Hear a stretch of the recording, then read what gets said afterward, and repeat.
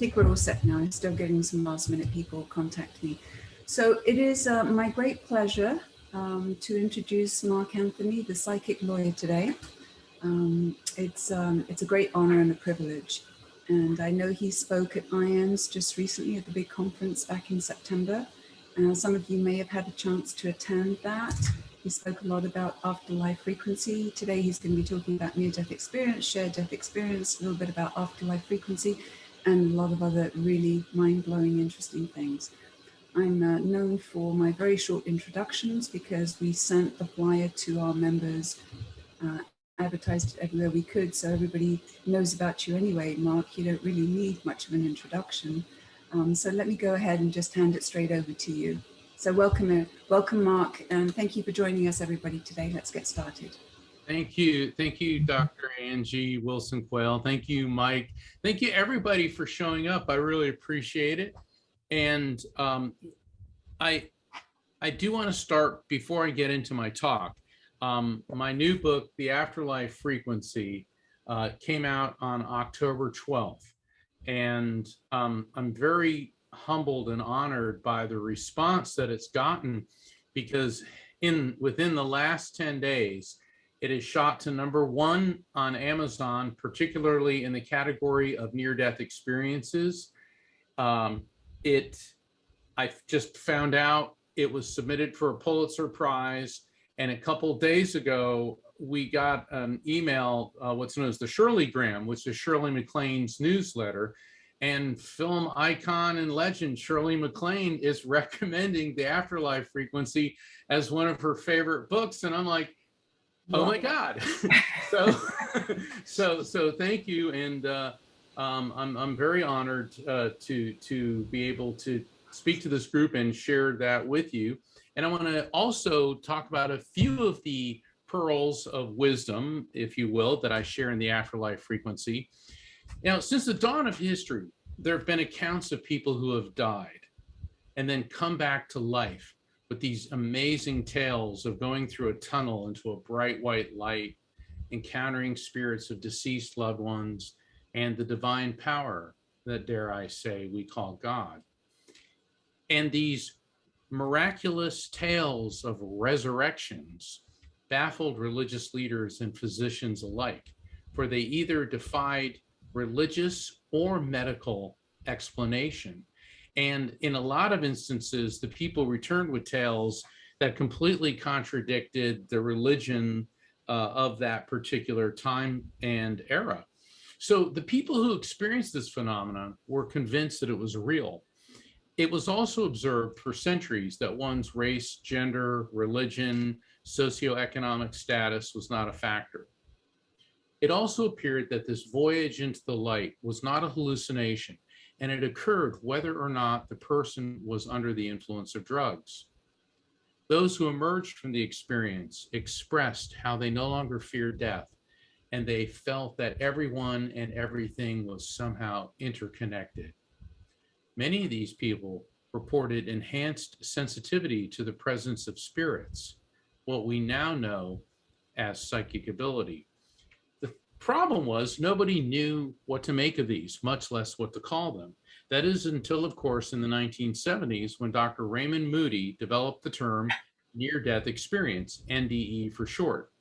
An NDE occurs when a person physically dies or is very close to death, and that person's spirit separates from the body, and their consciousness remains intact, and then the person returns to their body and recalls vivid details of that experience. You know, there's been a lot of debate, like, well, why do you call it a near-death experience? Well, I'm a psychic medium. I talk to people who have died. So that's a death experience. A near-death experience, think of, you're right here, and your consciousness is on a rubber band. It goes, and it just sort of touches the afterlife frequency of the other side, and then it returns. Whereas the spirits I talked to, there was no tether. They completely continued on that journey. So what happens is that the people that have an NDE are experiencing for maybe a few moments, maybe for several hours, maybe even longer, what it's like to touch the other dimension that we call the other side. Now, many of you in this group have probably had NDEs, and for those of you that have, we believe that they prove the existence of an afterlife. Now, for me, contact with the afterlife has been part of my DNA from day one. Both of my parents had these abilities. I was born into a family of psychic mediums, people that is, who are capable of perceiving and communicating with spirits. This appears to be a genetic trait. It's like being left-handed. Left-handed is genetic, but 1 out of 10 people are left-handed. In my family, it appears that these abilities may skip a generation or two. For example, on my mother's side of the family, they immigrated to the US from Italy, and they looked at these abilities as visions of the Holy Spirit. They called it the gift of second sight. And my mother had this very highly developed sense of this, and her maternal grandmother, Giovanna, had this. In fact, in 2016, PBS did a special called The Italian Americans. It was a 4-hour special, 2 nights in a row. And they did an entire segment on my great grandmother, Giovanna.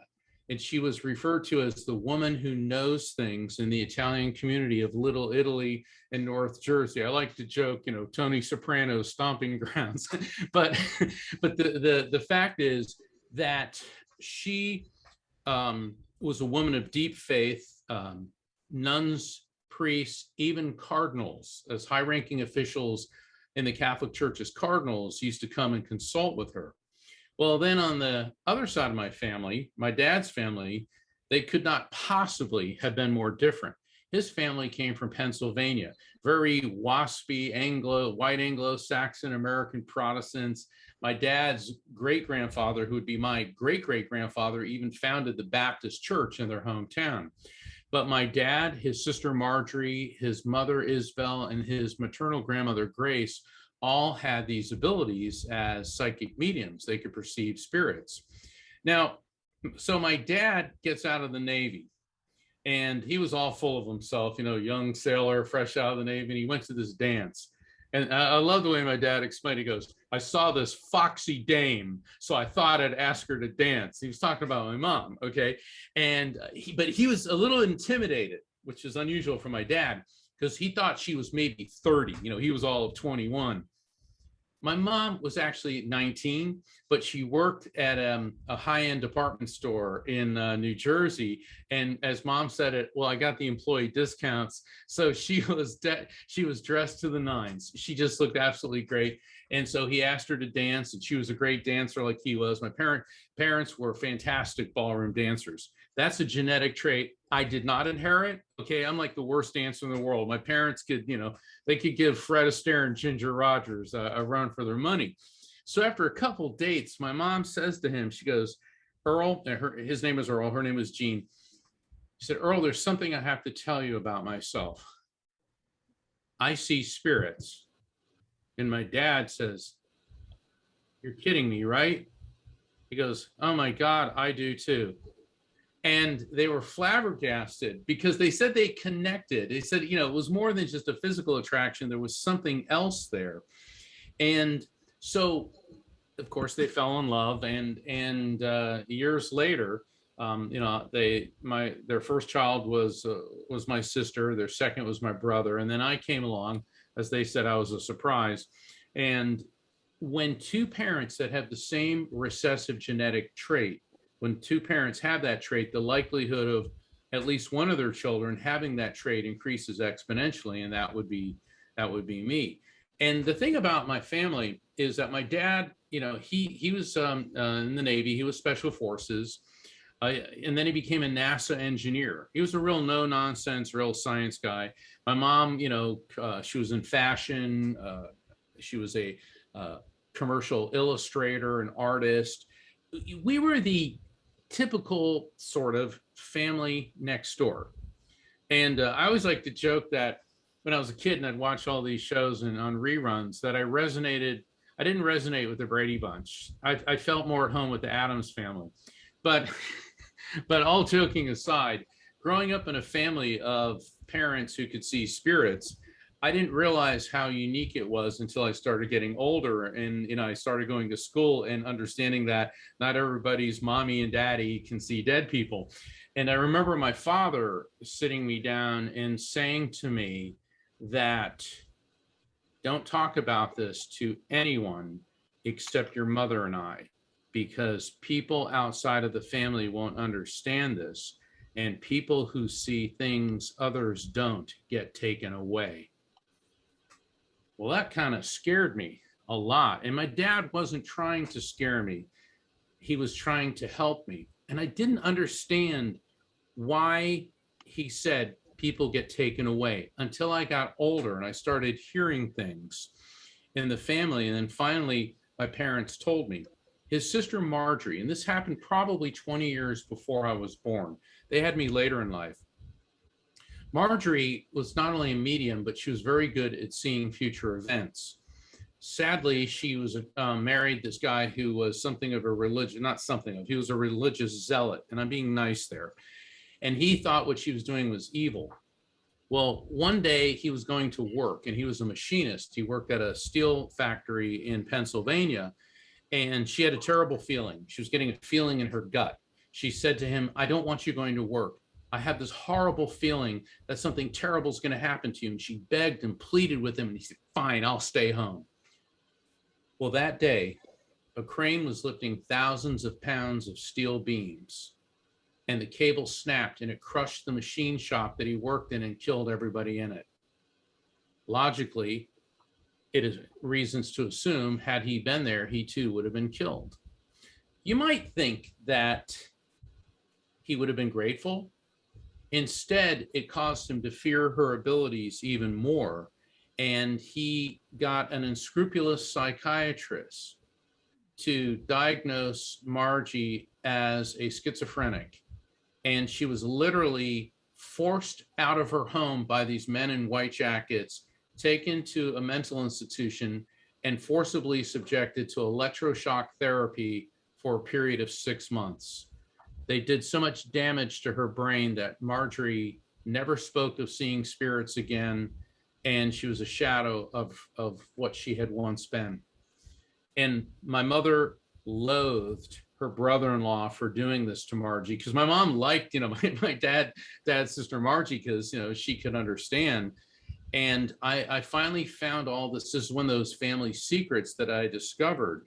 And that's why my father was so afraid that people who see things that others don't get taken away. Well, my parents' brushes with the other side, that's just the beginning of it. When my father was 16 years old, he was in a horrible car accident. And he said the next thing he knew, he was hovering above the accident site. He goes, I was about 30, 40 feet up, and I'm looking down, and there's all these people running, and they're working on my body. And he said, it felt great. He goes, oh, I'm floating. And he said, I feel, he goes, I'm dead, and this is great. And my dad said, then this light came, and the light, it was a voice. And it said, Earl, you have to go back. And Dad said he wakes up, or he comes to in his body, and he says, Mark, it hurt like hell. Well, about 10 years after that, so in that ensuing 10 years, he'd been in the Navy, and after the Navy, he was a scuba diver, and he was with a dive team, and they were off the coast of New Jersey. He said, I was in 150 feet of water. And this is in the early days of aqua lungs. In fact, my dad had he even dove one time with the legendary Jacques Cousteau. So my dad said he was about 150 feet down. All of a sudden, his regulator jammed, and his mask and his ventilator started flooding with water, and he started choking. And he said, I was drowning. And the next thing I know, he said, I'm in that light again. And the light said, Earl, you have to go back. And my dad said it was a voice, not the one you hear in your head when you think, but this voice that just resonated through me. And my dad said to me, he goes, Mark, I don't understand how. There is no explanation why my regulator started working again. He said in those days, there were no backup systems. There was no plan B. If your regulator jammed, you died. He said, but it started working. And he goes, and I made it to the surface. Well, about 15 years after that, I came along, but I almost didn't. When I was born, I was what's known as a blue baby. I wasn't breathing. And when I was delivered, I wasn't breathing, and the doctor said to my mother, "It looks like we lost him," and my mother said, "You work on him," and she was so emphatic, and so they were humoring her, and they held me upside down and pat me on the fanny, rub on my back. Somebody, when the nurses stuck their finger in my mouth, and all of a sudden I started coughing, and so, well, apparently it worked because here I am, but I started seeing spirits when I was around 3.5 years old. And that's not unusual for a toddler to have invisible friends, but when mommy and daddy can see them too. And I do remember the reaction. Mom's was, "He's got it." Dad's was, "He's got it," like that. And then later on, of course, he was concerned about me talking to people that didn't understand. Well, about 6 months after that, I was 4 years old, and there was an epidemic of impetigo running through our community. And I caught it, and I had such a high fever because I had developed a blood infection known as septicemia, and I went into cardiopulmonary failure. Now, I described my NDE extensively in my new book, The Afterlife Frequency. And I don't want to give away what happens there and what I learned, because it's one of the central parts of the book that is germane to the lessons that I'm teaching in the book. So if you want to find out what happens, you're going to have to get The Afterlife Frequency. But my family was far from done with NDEs, because when I was 16 years old, my mother was extremely ill and she had to have emergency surgery. And she died on the operating table. And she said that afterwards. She told me, she goes, "Mark, I went into the light." And she goes, "My father was there, whom she was very close to." And she said, "And Giovanna was there.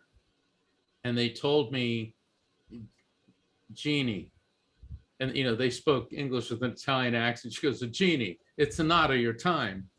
And she said it was just amazing being able to see them again. And she came back. And the doctor, I remember the surgeon talking to us afterwards, he said, "We don't know how or why she came back." I'm giving you just a few examples. This is my own family. Near-death experiences, there have been a stigma surrounding them.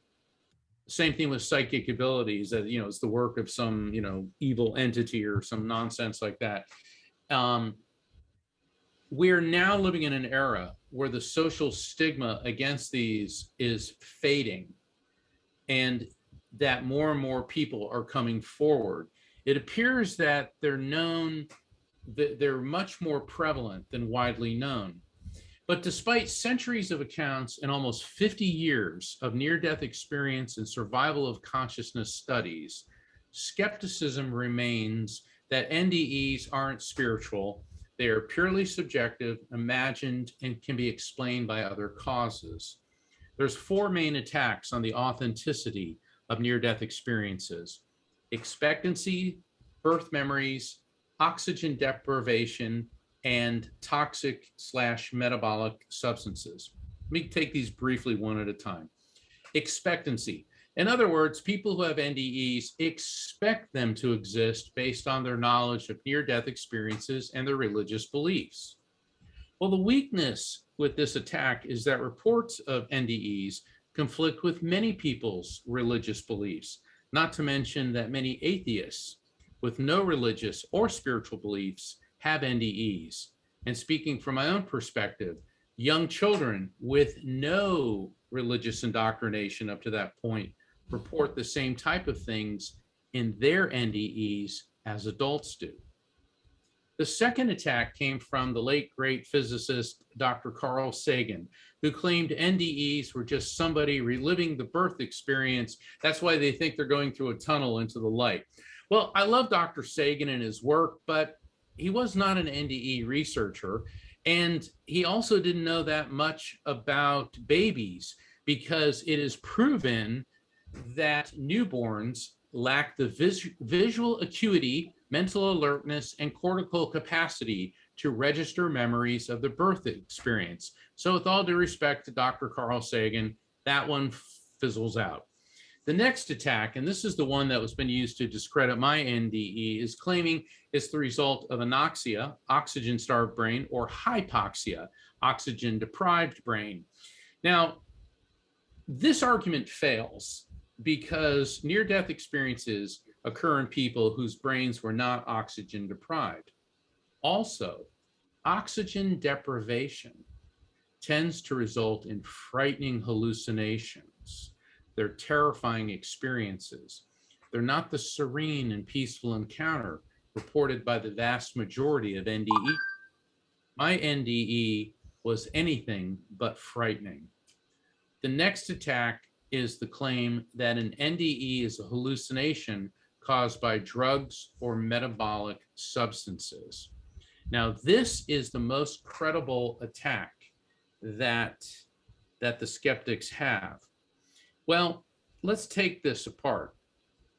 Studies show that drugs are not a factor, and people who are not under the influence of drugs, legal or otherwise, have NDEs. Hey, I was 4. I wasn't under the influence of any drugs. But the second part of this attack, now here's the good one. So we have to give the skeptics their due, at least for the next couple moments. That a near-death experience is the result of the chemical dimethyltryptamine, DMT. Dimethyltryptamine occurs when the brain begins to die and the pineal gland, which is the proverbial third eye, it's a gland about 4 inches behind the center of your forehead. Pineal gland is extremely important in psychic activity. I can get into that later on. But the pineal gland, as it degrades, produces dimethyltryptamine. This is a natural hallucinogenic. It can also be synthesized. So essentially, it's like you're giving yourself an LSD trip. So because DMT can be synthesized, people have taken DMT and said that it recreates what happens during a near-death experience. So DMT and NDE trips are similar in that there's an out-of-body floating sensation and it feels very spiritual, but there's significant differences. DMT does not give you the sensation of traveling through a tunnel into the light. It doesn't give you the sensation of encountering deceased loved ones, and it doesn't give you the sensation of encountering a divine infinite intelligence that we call God. It also does not produce veridical perception and details. Let me explain what I mean by that. Veridical means details that you could not know. For example, in Japan, this is a study conducted by Dr. Kenneth Ring, one of the founders of IANDS. There was a woman in Japan, and she was undergoing surgery, and she died on the table. She was resuscitated. Her parents were there with her post-op, and she said to them, she goes, "Mother and father," she goes, "I went into this light, and I saw my sister. And that doesn't make any sense. It cannot be, for she is alive." Her parents began to weep, and they said, "Actually, you didn't know this, but your sister was killed in a car accident yesterday." Now, how does a hallucination create an encounter with the spirit of her sister, whom she did not know was dead? If this is a side effect of a dying brain, then why is the brain drawing upon things that aren't in it? This example is used a lot, and there's the blue sneaker and the red sneaker camps, okay? But the concept is the same. There was another woman who died on an operating table, and she was hovering above it. And next thing she knows, she's hovering above the hospital. And she said that she saw a blue sneaker on a ledge at the top of the hospital. So after the experience, she's explaining this, and the surgeon said, get 2 people up on the roof. They go up there because they wanted to make sure that, you know, they could verify this. And lo and behold, they find a blue sneaker on a ledge right where this woman said it was. So how does an acid trip get you to say that? It doesn't. And so while DMT may be a somewhat persuasive argument, we have to remember that artificially recreating something is not the genuine experience.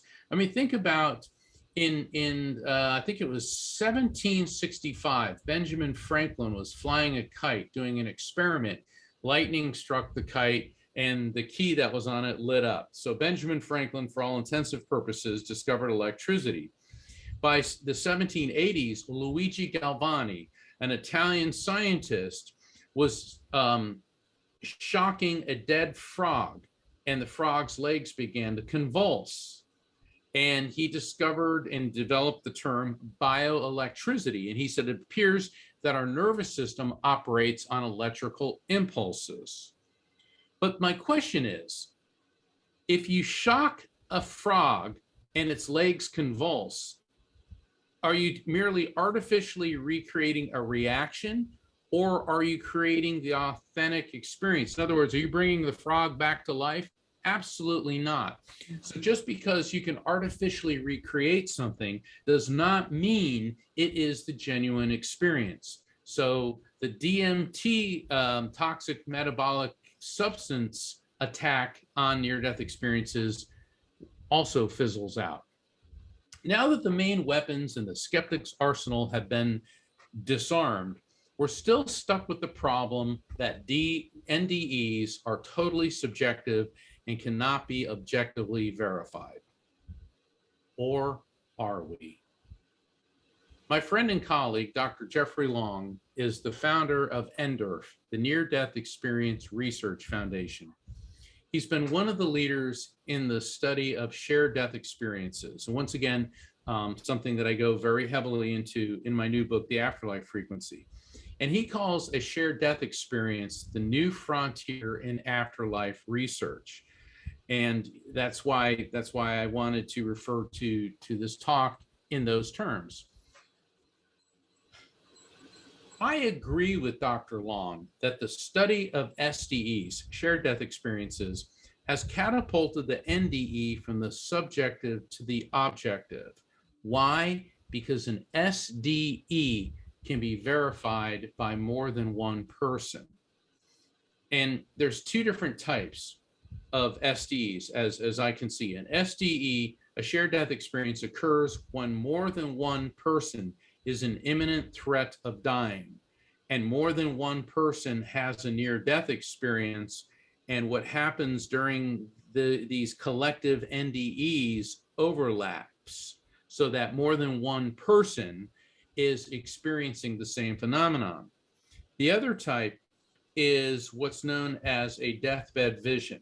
Now, deathbed visions, DBVs, you know, when you start doing our line of work, we have a lot of acronyms. We have NDE, SDE, DBV. I mean, we have a lot. But a deathbed vision, and these are very highly reported by close family members, close friends, healthcare workers, hospice workers who are in close physical proximity to a person who is dying. And the person who is dying may start talking about spirits of loved ones that have passed. Okay. Now, once again, this has been referred to as some type of hallucination, you know, caused by DMT formation in their brain. On the other hand, when people in close proximity to the dying person begin to experience the same phenomenon, they're picking up on this. People who are not mediums begin to see spirits. People feel like they're being lifted off their feet. They get this dizzy hovering sensation. They actually see a surge of white light come out of the person when they die. And this is the other form of a shared death, shared crossing experience. So Dr. Long describes an SDE as an event which occurs around the moment of a person's death. At this time, one or more people share the experience of the dying person transitioning to the afterlife. These experiences are often powerful, detailed, and their content may be similar to what occurs during a near-death experience. Those involved in SDEs often believe that the shared death experience they participated in is powerful evidence for the reality of an afterlife. Dr. Raymond Moody, after 50 years, he's still ahead of the curve. I love Dr. Moody.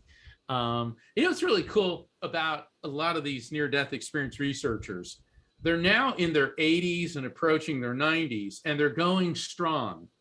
I was having a discussion with Nancy Evans Bush, and I go, Nancy, you're almost 90. You're a great grandmother, and you're still working. I go, when are you going to stop? And she said, when I do. and I love it because it's such an inspiration to all of us, because a near-death experience, yes, it gets us to lose our fear of death, but it also makes us understand that every day that we're here, every day matters. So make each day count.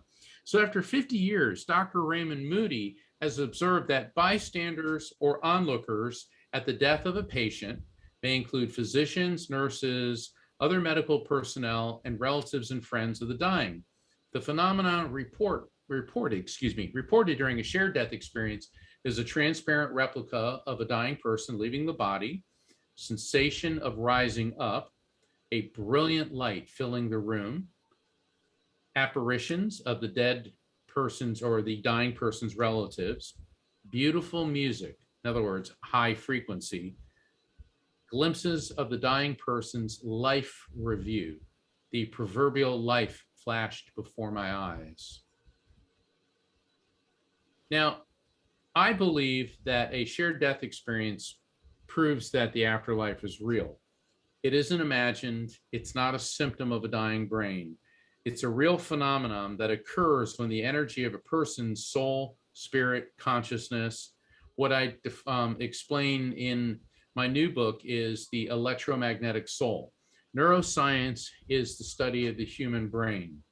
Neuroscientists have found that the brain operates on chemical reactions and electronic impulses within the brain. We know that the human body has an electrical field. The most powerful is in the heart because it's a pump. So it's pumping, but the most sophisticated electrical field in the brain, in the body, is in the brain. And that the brain does not create consciousness. Because you may look at a book on neuroscience, it may be 1,000 pages in the book, and perhaps there's 1 or 2 paragraphs, if you're lucky, about consciousness, because neuroscience is completely at a loss to explain consciousness, the who and what we are. But we do know that electricity, just like you and I, like everything in our material world dimension, is energy, because everything is made of molecules, which are made of atoms, which are made of electrons, protons, and neutrons. And on the most basic level is quantum. The building block of everything is a particle of electromagnetic energy. And see, traditionally, science has been either biology or physics, the study of organic matter or the study of inorganic matter and energy. But when you get to the subatomic, they're the same. So we also know from the laws of physics that energy is neither created nor destroyed, only transferred from one form to another. What every great belief system, from the sages of ancient India, the Hindus, through Zoroaster, through Buddha, through Moses, through Jesus, through Muhammad, through Native Americanism, spiritualism, Taoism, Jainism, the religions of the Pacific, all believe that the soul, the spirit, who and what we are, pre-exists the body, comes into the body, and moves on after the body. And that is why I developed the term the electromagnetic soul, to explain what we truly are, which is pure consciousness, that is electromagnetic energy. So we know that near-death experiences and shared death experiences are real, and that there's 5 different types of brainwaves: gamma, beta, alpha, theta, and delta. And gamma is like the highly functioning.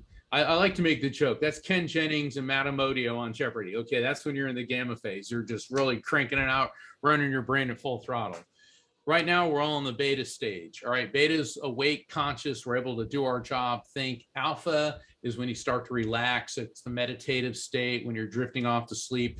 Theta is deep dream sleep. Delta is very little brainwave activity, but your body's fixing, repairing, cellular regeneration. It's on the alpha theta border that psychic activity occurs. And that's because you're in a receptive state. So the EMS, the electromagnetic souls that are spirits, are able to align their frequency with the frequency of your electromagnetic soul. You get a frequency match. And that's why the dream state is the most popular way for spirits to communicate with us. Now, the ancient Greeks were the first people to record that those who are at death's door and non-responsive, most likely comatose, suddenly regained consciousness in the last moments of life, and that they were lucid and able to communicate. In the modern era, we've identified about 10% of cases with people who are terminally ill and comatose, suffering from Alzheimer's, severe dementia, brain damage, schizophrenia, and at the last moments, or maybe even the last day of their life, they snap out of it and regain complete lucidity. This term has been labeled terminal lucidity. Terminal lucidity occurs when a critically ill person becomes lucid at the point of death. Now, this has baffled medical experts because one thing that all neuroscientists agree on is that the brain doesn't suddenly grow a billion new neurons right before you die. And the one thing that just baffles them, see, if it just occurred in Alzheimer's, there would be a common denominator, but this occurs in everything across the board. Head trauma, brain tumors, Alzheimer's, dementia, I mean, all types of different injuries and ailments. And so what does this teach us? What does this show us? The brain does not create the electromagnetic soul, it merely hosts it. So think of your brain as a computer hard drive. Your computer hard drive did not create Windows 10. And I understand Windows 11 is coming, so God help us all. All right, but it doesn't create, if you're an Apple user, it doesn't create the Apple programs either. All right, what does it do? It hosts the programs. And if the hard drive crashes and you're linked to the cloud, the programs get uploaded. And it's the same thing when we die. Your brain's like a computer hard drive. And when the brain/hard drive crashes, your EMS, your electromagnetic soul, is transferred to another dimension because energy is neither created nor destroyed, only transferred. But how does this explain terminal lucidity? By analogy, think of an incandescent light bulb that suddenly gets brighter before and flashes before it burns out. We've all seen that, right? Now, the game's changing now with LED lights. Okay, but we got to go back to the old style incandescent lights. What's going on here? What happens is when the filament in the light bulb, which contains tungsten, when everything's in proper working order, the filament, the tungsten, is able to handle and regulate the amount of electricity flowing through it. But as the tungsten degrades, it's no longer able to handle that amount of electricity. And so there's a bright flash of light prior to it failing. And it's the same thing with the human brain. The brain is an organ with an electrical field, and when functioning normally, it's able to handle and process that amount of energy flowing through it.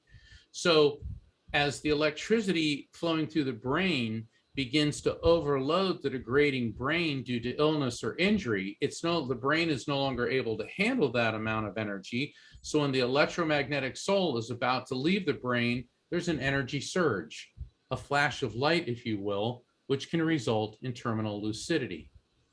So how does this relate to shared death experiences? Whether there's an incident of terminal lucidity or not, there is still an energy surge by the human brain as a person is transitioning from this side to the afterlife frequency. This has support in the field of quantum physics, which teaches us, of course, that energy is everything is energy and energetically interconnected. So one of the best examples of this is with a group of men known as the Hotshots. Back in 1989, there was a crew of firefighters, and Hotshots are the elite forces of firefighters. They're specially trained. They're about 20 to 22 men and women, and they can be deployed and are deployed all over the world. And there was this hotshot unit, and John Hernandez was in it, and they were deployed to a mountaintop fire. Now, firefighting is a dangerous occupation under any circumstance, but mountain weather is extremely precarious. Why? Because the wind can change, the weather changes within a second. And so the Hotshots were on top of this mountain, and they're weighted down by nearly 100 pounds worth of equipment and protective gear, and everything was going according to plan until all of a sudden the wind changed direction. And they started hearing these explosions, and they saw the fire racing at them at nearly 100 miles per hour. Trees were exploding because they were so hot. Now, these guys, they didn't even think. They hit the ground, put the protective gear over them, the fire engulfed them. Hernandez said that he started choking, and he realized he was suffocating because the fire was sucking all the oxygen out of the air, and he was choking to death. And the next thing he knew, he was floating over the mountaintop. And he's looking around, and he said, I saw all of the other hotshots floating above the mountain. And he said, my friend Jose, one of the hotshots, he had been born with a deformed foot. And he said, Jose, your foot's normal. And Jose communicated to him, it is. And then the next thing Hernandez knew, he said, I went into this light, and there were people there, and I knew them. He goes, I recognized them as my relatives. And he was particularly close to his great-grandfather. And he was with his great-grandfather, and he wanted to stay. He said the light, he said that fantastic light was brighter than the sun shining on a field of snow, but I could look at it, and it didn't hurt my eyes. But then his great-grandfather said, you have to go back. Well, the next thing Hernandez knows, he's back in his body. He's choking, gagging. He pulled the protective gear off. The top of the mountain is charred to a cinder. And he looks around, and the other hotshots are all emerging from where they had taken cover. You know, like good special forces, they all regroup at the top of the mountain. They're all looking at each other, and then they started talking. Every single one of them said, I was floating above the field, and I could see the rest of you. Everyone said, Jose's foot, it was normal. They all saw that, and then several of them said they went to the next level, which was into the white light, but instead of Hernandez's relatives, they saw their own. Now, the hotshots are about as serious a group of guys, of people that you're going to get. And they also knew that if you went around talking about this, people are going to think that they're insane. But still, to this day, we're discussing this.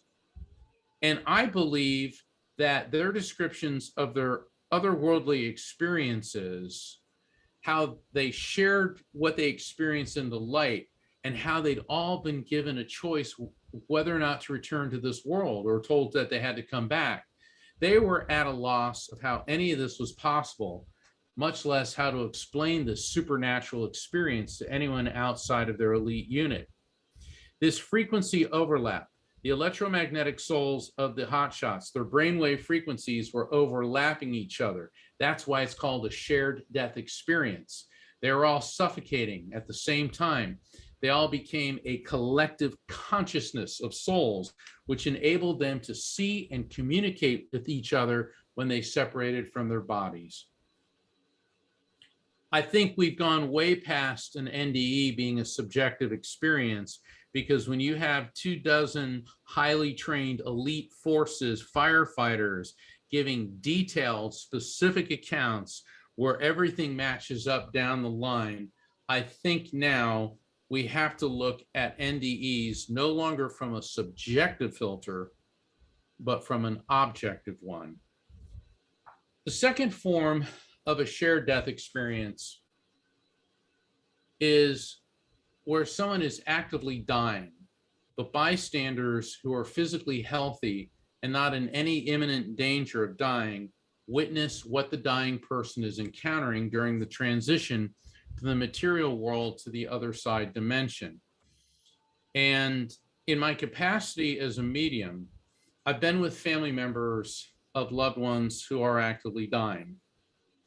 Many times people ask me, will you come, because it helps them, and I can help reassure the person who's dying. It's a huge responsibility. And there was one instance where this gentleman, he was dying from cancer, and he was a veteran. He had served in the Navy. He was dying of cancer, and he had lapsed into a non-responsive state. Hospice said it was only a matter of time. I sat down next to him, and I felt compelled to hold his hand. So I'm holding this old gentleman's hand, and suddenly there was this flash of light. And I was transported somewhere else. And I see a bow of this ship, and it's going up, and then it hits a wave, and I can actually feel the ocean spray water on me, but then there's explosions everywhere, bullets are flying, and this was in full color. And I realized that I was in some type of battle, and I was seeing it through the sailor's eyes. And I was looking at the ships, and then I saw a fighter craft come out of the sky. And, I'm a history buff, and I knew it was a Japanese Zero fighter plane. It was coming right at the ship. And so I'm seeing through the eyes of the sailor, and he's on a 50 caliber machine gun, and he starts shooting at the Zero, and he opens fire. I could actually see the face of the Japanese pilot when he killed him. The bullets hit him, and I could see the Japanese pilot dying. And then it overwhelmed me that this sailor had grappled his entire life with guilt for killing this young Japanese pilot. Yet that spirit spoke to the sailor and said, "I forgive you." And I felt the consciousness, the spirit of the sailor communicate to me. I felt a sense of relief, of redemption, and that it was time for him to go. An overwhelming sense of peace engulfed me, and the link was severed. I was sitting there, I was back next to this man. His family members were staring at me. 2 days later, this sailor died peacefully, surrounded by his children. He was the bravest man I have ever known. He was one of the original underwater demolition team, UDT.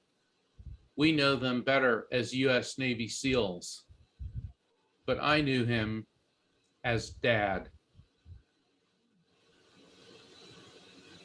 Wow. Thank you. It's such an honor to Wow. let me present. Oh my goodness. Oh my goodness. Whoa. Thank you for sharing that, Mark. That's incredibly powerful. I did not put that in the new book because I felt it needed to be spoken. And this is the first group I have ever told that story to. So we are truly honored. Oh my goodness. Oh my goodness. So that is how your dad passed. Extraordinary. And he had never mentioned to the family that he was holding this, that he had done this in presumably the Second World War with the Japanese, and that this encounter. Yeah, he told me a lot of stories. I used to love his stories. And see, about a year before he died, I was his guardian on the honor flight. And I don't know if people are familiar with the honor flight. It is a group of pilots started this organization where pretty much the World War II generation's dying out. There may be still a few, but now it's Korean and Vietnam veterans. And what they do is the pilots are flown free of charge to Washington, D.C. for 24 hours to go visit the monuments that are erected to them. And I was honored to be my dad's guardian, you know, and he was still able to walk a little bit then. And I heard him talking to other World War II guys, and all of a sudden I'm going, dear God, my father was Rambo. I didn't know. I didn't know all these covert missions and things that he'd been on. And he told these amazing stories. And it was so cool because when we got to the World War II monument, and I don't know if he still does it, but I believe he does, Senator Bob Dole is there to greet the World War II veterans. And it was so funny because Bob Dole's in a wheelchair, and I wheel my dad up, and they shook hands and they were talking, and I wheel my dad away, and he goes, I bet I could take him. You know, and I was laughing because, you know, dad had a great sense of humor. But the thing is, the honor flight is such a wonderful thing. And yeah, this is the Northern Virginia group, so I'm sure you guys are aware of this. That was one of the great honors of my life. And I'll never forget, you know, because the veteran has to stay in the wheelchair. And I was pushing my dad down, you know, down the mall, and this group of Navy SEALs walked up. And when they saw his hat, oh. Yeah, there's definitely a connection. Wow. Sorry, I get a bit emotional. No, please. Get back to my expert mode now, but no. These are huge events for you. Thank you again so much for sharing.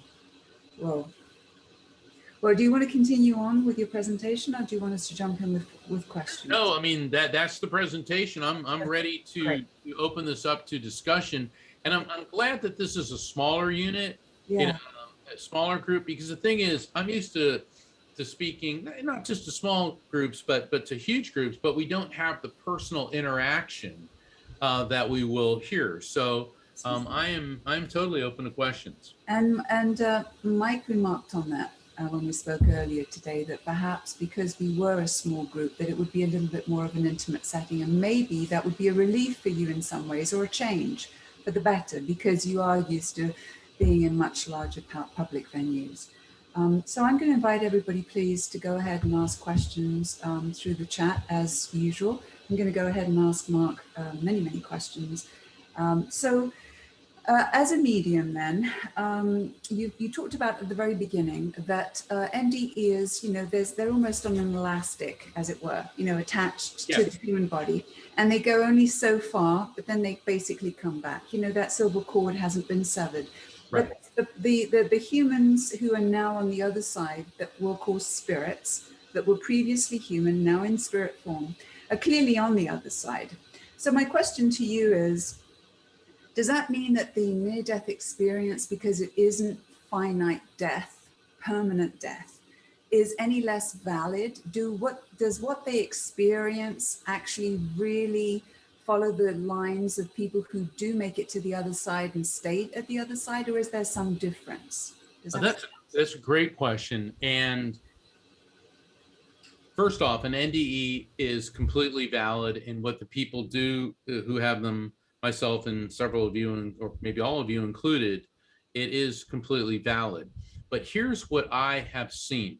When I was talking about terminal lucidity and how, you know, the brain does not the brain does not create consciousness, but it hosts it. It appears that we're in the material world to experience things that we cannot when we're pure energy, when we're a pure EMS, a pure spirit. And so when you have an NDE, your EMS, your soul, is transitioning from a finite perception to encountering the infinite.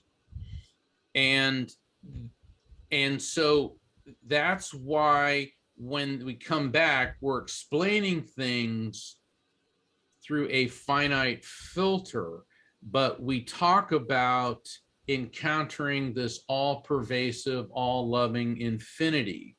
So we're just on the cusp, the very verge of transitioning to an eternal state. And I know that, like in a lot of the IANDS groups, they say don't talk about religion, but that's why Dr. Raymond Moody has said that in NDE studies, people in India, when they encountered the divine, they're encountering Vishnu, Shiva, Krishna. Christians tend to encounter Jesus. People in other religions, you know, Japanese Shintos may encounter Amaterasu, the goddess of mercy.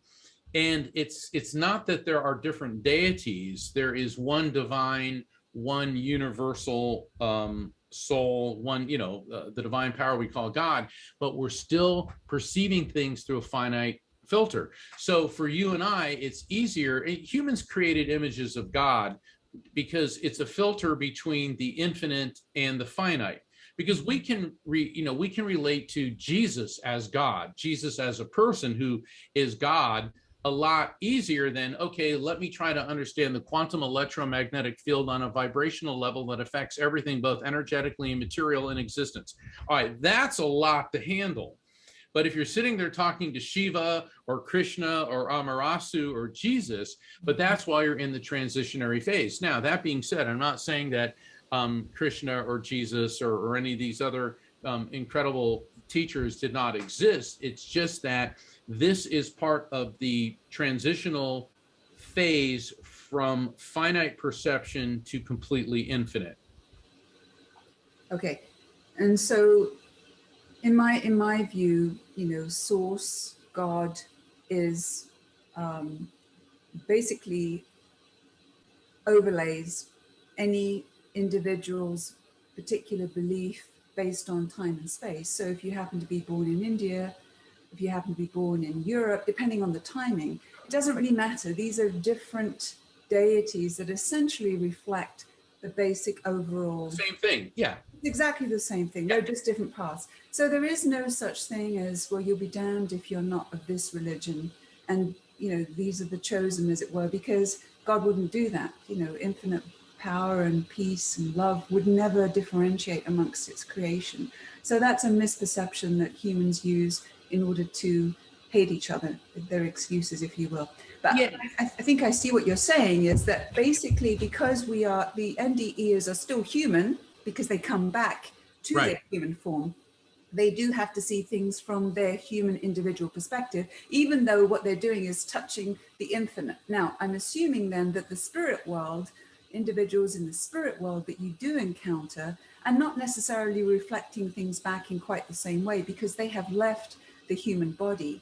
So they probably have more of an infinite perspective. However, when they communicate with you, they still have to come back to the human experience because they're trying to communicate with humans who are here. So they have to be able to be, you know, coherent so that you can convey the message. Exactly, exactly. And I've had I'm trying to think how many times, probably about 24 times, because then when I'm doing a reading for somebody, people say, well, what's it like where they are? You know, and because, you know, we're all curious, what's the other side like? You know, what is it? And the spirits say, well, you can't understand it. I'm like, yeah. Come on, you guys are always saying, you know, what's it like? And on a roughly maybe 24 occasions, they, I guess, give me what it feels like, and I can only handle it for about 4 to 5 seconds. It is the most amazing sensation because there's several things going on. First off, I feel like I'm patched into everything everywhere. I feel that my body has no substance. It's like if you're in a pool or in the ocean, the water's that perfect warm feeling and you're underwater and you're just sort of floating there and you don't feel anything, but it's even better than that. There's this sense of this surge of joy and love. I mean, it's like all this coming at me at once, and I burn out after 4 or 5 seconds. And the way I describe it is, it's like being a single wire, and suddenly all the electricity going through Manhattan is surged through you. And so that's the closest I think I can get to explaining what it's like over there, which is why when with an NDE, we're still operating on this limited finite perception, and then we're encountering that.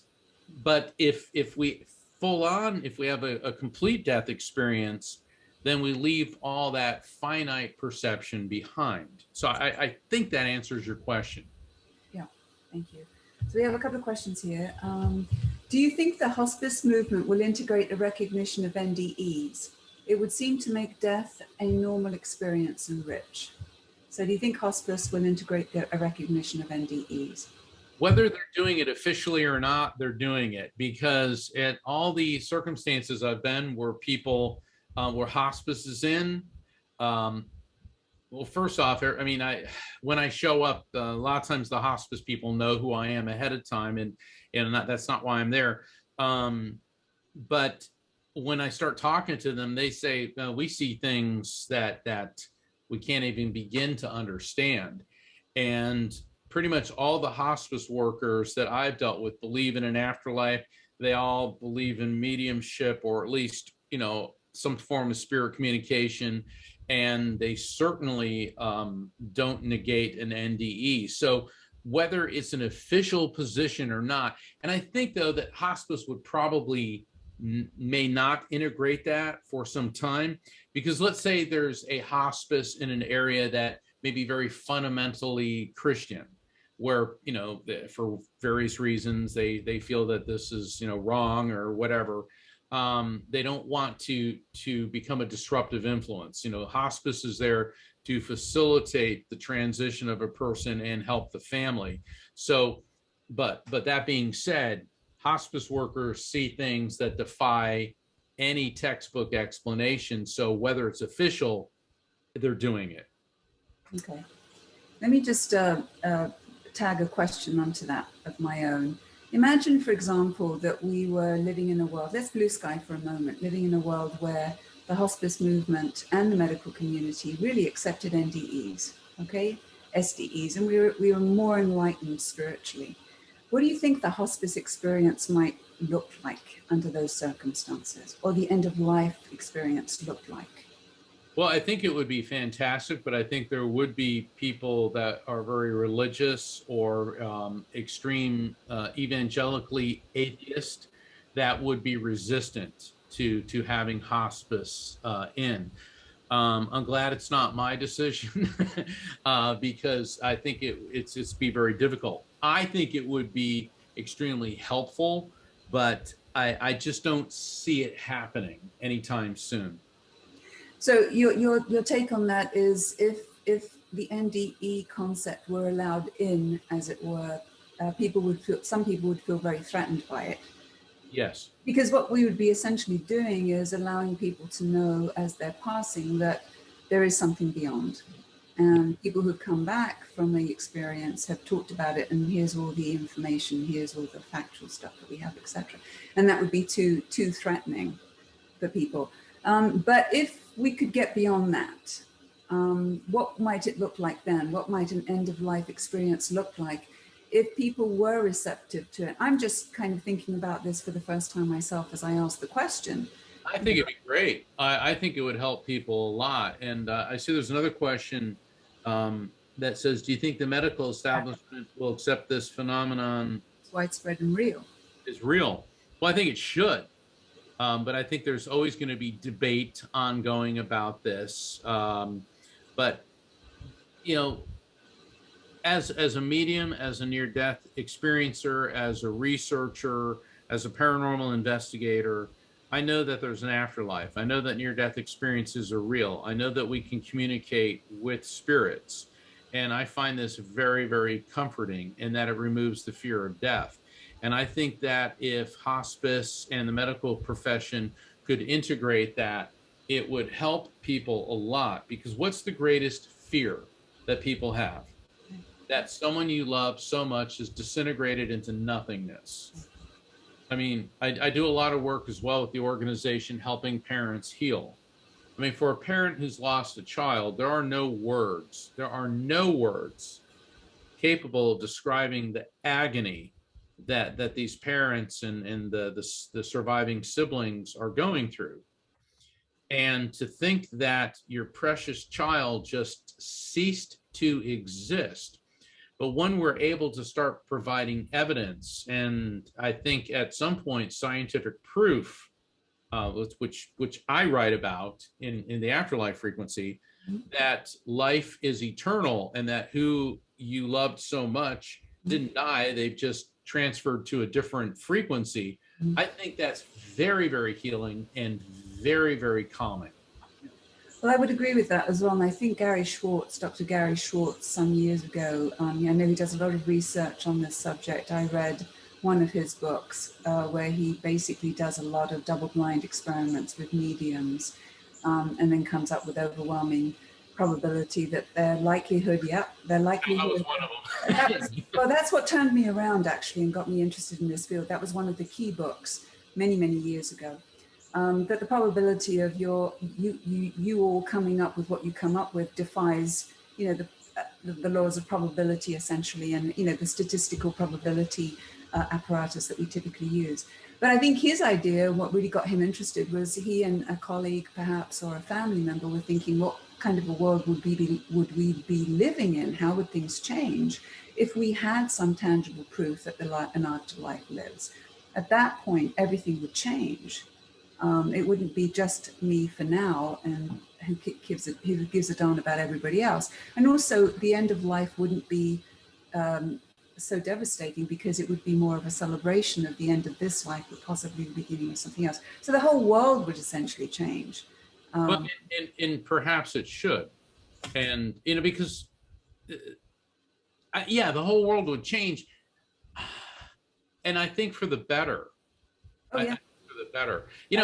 Last week we saw William Shatner. Hopefully for the better. We saw Captain Kirk go into space, all right? And it was so cool because the oldest person ever to go into space, 90 years old, and I was watching that, and when he stepped out of the blue horizon, I was like, well, why isn't he saying anything? And then I realized he was in shock, he was overwhelmed, he started crying, and he said, there I was looking at this very thin blue blanket enveloping our world and looking at our world as so alive, and then the black void of death in space. And it was such a profound thing that he was talking about, and I've seen him on a few interviews since then. And he said, I hope I never recover from this, this wonder, this majesty. And if everybody could glimpse that. Now, I've been very fortunate in my life. I've met a lot of, so-called famous people.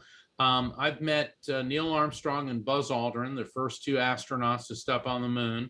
I met John Glenn. I met Bill Nelson, who's a politician that was an astronaut. Now he's the head of NASA. And Mike Foreman, who was a pilot of one of the space shuttles. And I always asked him, and I was like, so what's it like? What's it like? And they all said the same thing. John Glenn was great, because he goes, you're from East Coast Central Florida. He grabbed me and goes, we're going to talk. And it was great, because I actually talked to John Glenn for 20 minutes.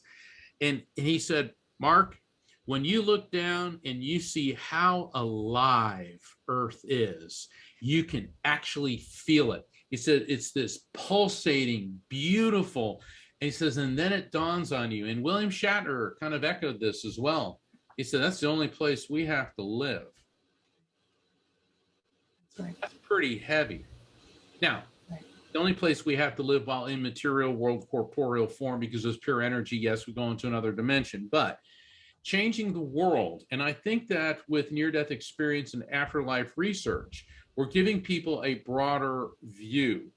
I'm a proponent of religion because the basic teachings of all the great belief systems are about peace, love, and understanding. The problem is when humans hijack religions as a moral justification for anger, bigotry, hatred, and violence. And the reason I'm bringing this up is that in messages that we get either as a medium or something that is presented to you during a near-death experience, how do you know that that message came from the greater power, from the divine?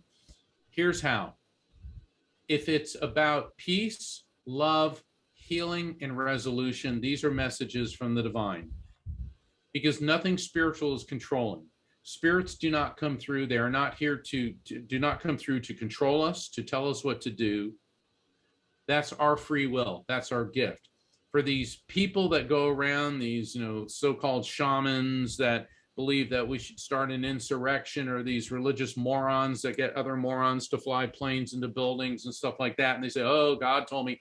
No, the ego, edging God out. The human ego is what is motivating them, because they're looking for a moral justification to commit acts of anger, bigotry, hatred, and violence. Those are never spiritual objectives. Those are never from the divine. Those are never from spirits. And so that's the difference. And that's one of the things that I go into in the Afterlife Frequency. I developed a 4-step technique that recognize, accept, feel, and trust. Recognize signs from spirits, accept the contact is real, feel it without thinking, and then trust. And the difference between messages from spirits and messages from people who are manipulating people's belief systems is that it's true messages from spirits are always positive, love, healing, resolution, never about harming another person. So we also have a comment here. One of our members would like to thank you very much for sharing your experiences about your dad. Very moving and very much appreciated to hear about these very sacred personal experiences. Then we have another question, another thank you for this wonderful talk. And the question is, what are some of the religious churches around the world that take on NDEs, or that I think the member is suggesting that perhaps allow into their belief system the possibility of an NDE. They don't shun it necessarily. I think that's the question. If it's not, please follow up. Yeah. And go ahead. Well, the unity churches tend to be very open-minded, yes. Because they take they're, I'd say, Christian-oriented, but the positive aspects of it. Certainly the spiritualism movement is very open to spirit communication, NDEs. Hinduism, interestingly enough, because in Hinduism, what we consider to be psychic activity and behavior is part of a Hindu spiritual journey. Because here in the West, we doubt the existence of God and question the existence of God, whereas a Hindu seeks to see God. And with Christianity, and with all due respect to my friends and colleagues who are Christians, this Jesus will return, and he hasn't. Whereas Hindus, I had a Hindu Swami tell me, he goes, we believe that you should be nice to everyone, just like your Christ says, because God will oftentimes appear in human form, so you don't know who you're talking to. And I thought that was kind of cool. So in other words, treat everybody with that kindness. So there are many belief systems that are very open to NDEs.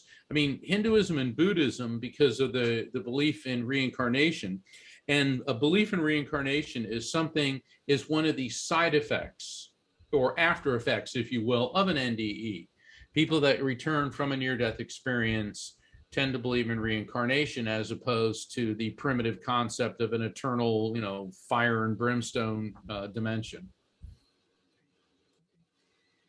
Thank you for that. So your term, the electromagnetic soul, okay, being energy, essentially. Energy never is destroyed, it just changes form. So how is it that we can't actually measure this if it's electromagnetic? I mean, there are different ways of measuring electromagnetic fields. Do you think we're far away from being able to actually measure that? I'm glad you mentioned that, because I addressed that very topic in my book.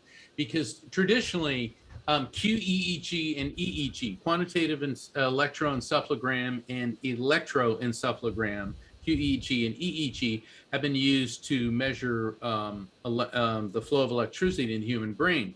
But as Professor Shelley Joy, who's an afterlife researcher, said, these are great diagnostic tools. And John Joe McFadden, another afterlife researcher, and I think he's in, I think he's University of Edinburgh in Scotland. He said that these are good for medical diagnoses, but they are not sensitive enough to the higher harmonics, which would be the electromagnetic field of the brain. So we just basically haven't developed the soul-ometer yet. And Dr. Gary Schwartz, who wrote the foreword for my new book, I was in his laboratory not too long ago looking at the equipment that he's working on to communicate with spirits. He refers to it as the soul phone. And I'm on the board of directors of the Soul Phone Foundation. Mm-hmm. And with that, he is actually working, Angie, on that very type of technology to be sophisticated enough to tune into and communicate with spirits. So it's only a matter of time. And just because we don't have the technology now doesn't mean that we won't. I mean, in the 1920s, Nikola Tesla was interviewed, and he said that with the advances in telephony and television, there will come a time when the entire world is a universal mind, and that we'll be able to communicate and see each other on a device small enough to fit in a man's breast pocket. Well, that's a cell phone. All right. And in 1926, that was pseudoscience. That was fantasy. That was science fiction.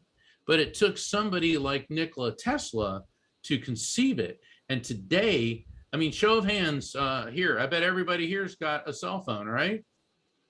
There you go. Tuning in through their cell phone. I'm sorry? Some people are actually tuning in through the cell phone. Well, exactly. Exactly. I mean, it's amazing that somebody could have seen that. Then again, think about Leonardo da Vinci. In the year 1500, he was drawing schematics for a helicopter. Yes. Extraordinary too. Right. Absolutely. Okay. Well, I was thinking more in terms of cameras and equipment that would be able to measure the soul actually leaving the body at the time of death. That's what I'm talking about, is just because it doesn't exist now doesn't mean that it won't. I mean, we're hypothesizing, well, we don't have this, but we're all open-minded here that eventually we will. I've actually seen the technology which is being developed to do that very thing. So it's no longer science fiction. It will soon be a reality of our material world. Okay. Now, you talk a lot about the brain. You've talked a little bit about the heart. Now, there is a phenomenon where people have received a heart transplant from a donor. Donor is obviously deceased, and that they take on some of the characteristics of that individual. So would you speak to that? That is intriguing. And what is it about the heart that is more than just an organ pumping blood then, that we're not really privy to in the West? We just think of it in terms of the heart pumping, although we do talk about the heart as being the center of love, but that's more of an abstract concept rather than an anatomical one. Yeah, that's a great question. You know, I've come across that several times. People have said, you know, I got a liver transplant or heart transplant, and then they change. Well, I mean, major surgery is going to change you to some, but when personality traits begin to change. When I was explaining in my talk, everything's made of molecules, which are made of atoms, which are made of electrons, protons, and neutrons, which are composed on the most basic unit of quantum. We also know from quantum physics that everything has its own vibration. In other words, you know, this computer mouse that I have is vibrating on a subatomic level, but so am I. So are the radio waves that this presentation is being broadcast on. So is the light from the sun. So are the nuclear reactions within the sun. Everything has a vibration. Everything and every vibration has its own frequency. So when you take an organ like the heart that belonged to one person and you put it into another, even though it's now part of the new host, it still retains the vibrational energy signature from the previous person. So the host body's energy begins to interface, interlink, and align with that. So that's why they may take on some of the behavior patterns and characteristics of the host. And the heart is a magnificent pump. and it has the strongest electrical field in the body because it's got the hardest physical job in the body, which is to keep things running. So because it has such a high amount of electrical activity, it reasons to hypothesize that you put a new heart in somebody, it had a huge vibration, it's going to be assimilated and then incorporated into the host. It also makes the argument for the mind-body connection, because in the West, you know, with Descartes, we tended to separate the mind from the body, right? And so the suggestion that you take on someone's heart and yet you take on characteristics of that person that go beyond the anatomy suggests that the mind and the body are really a meld to a certain extent. And when you remove the heart from the donor, you're removing part of their psyche, part of their emotional makeup. It's very much connected. Well, that gets back to quantum physics. Everything on the subatomic level is energy. Okay, so who and what we are is the EMS, the electromagnetic soul, but our parts are all influenced by that. They're leaving residual energy echoes. I had an interesting residual energy echo. I was in England and it was St. Patrick's Day. It's a couple of years ago.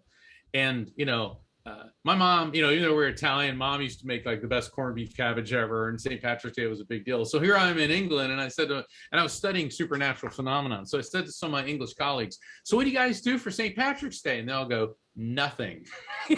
So you're not like the Irish, which is why so many of them came here. Exactly. I'm actually partly Irish way back. So anyway. Okay, so I decided to go to the Tower of London. I figured, all right, why not? You know. Because I'm doing my own thing and I'm walking around and I'm a history buff and I love it. And I'm like, oh, this place is great. And it was the perfect day to be there. It was foggy, drizzly, cold, miserable. I mean, it was the perfect London, Tower of London day. And I'm walking around and I'm going, Anne Boleyn.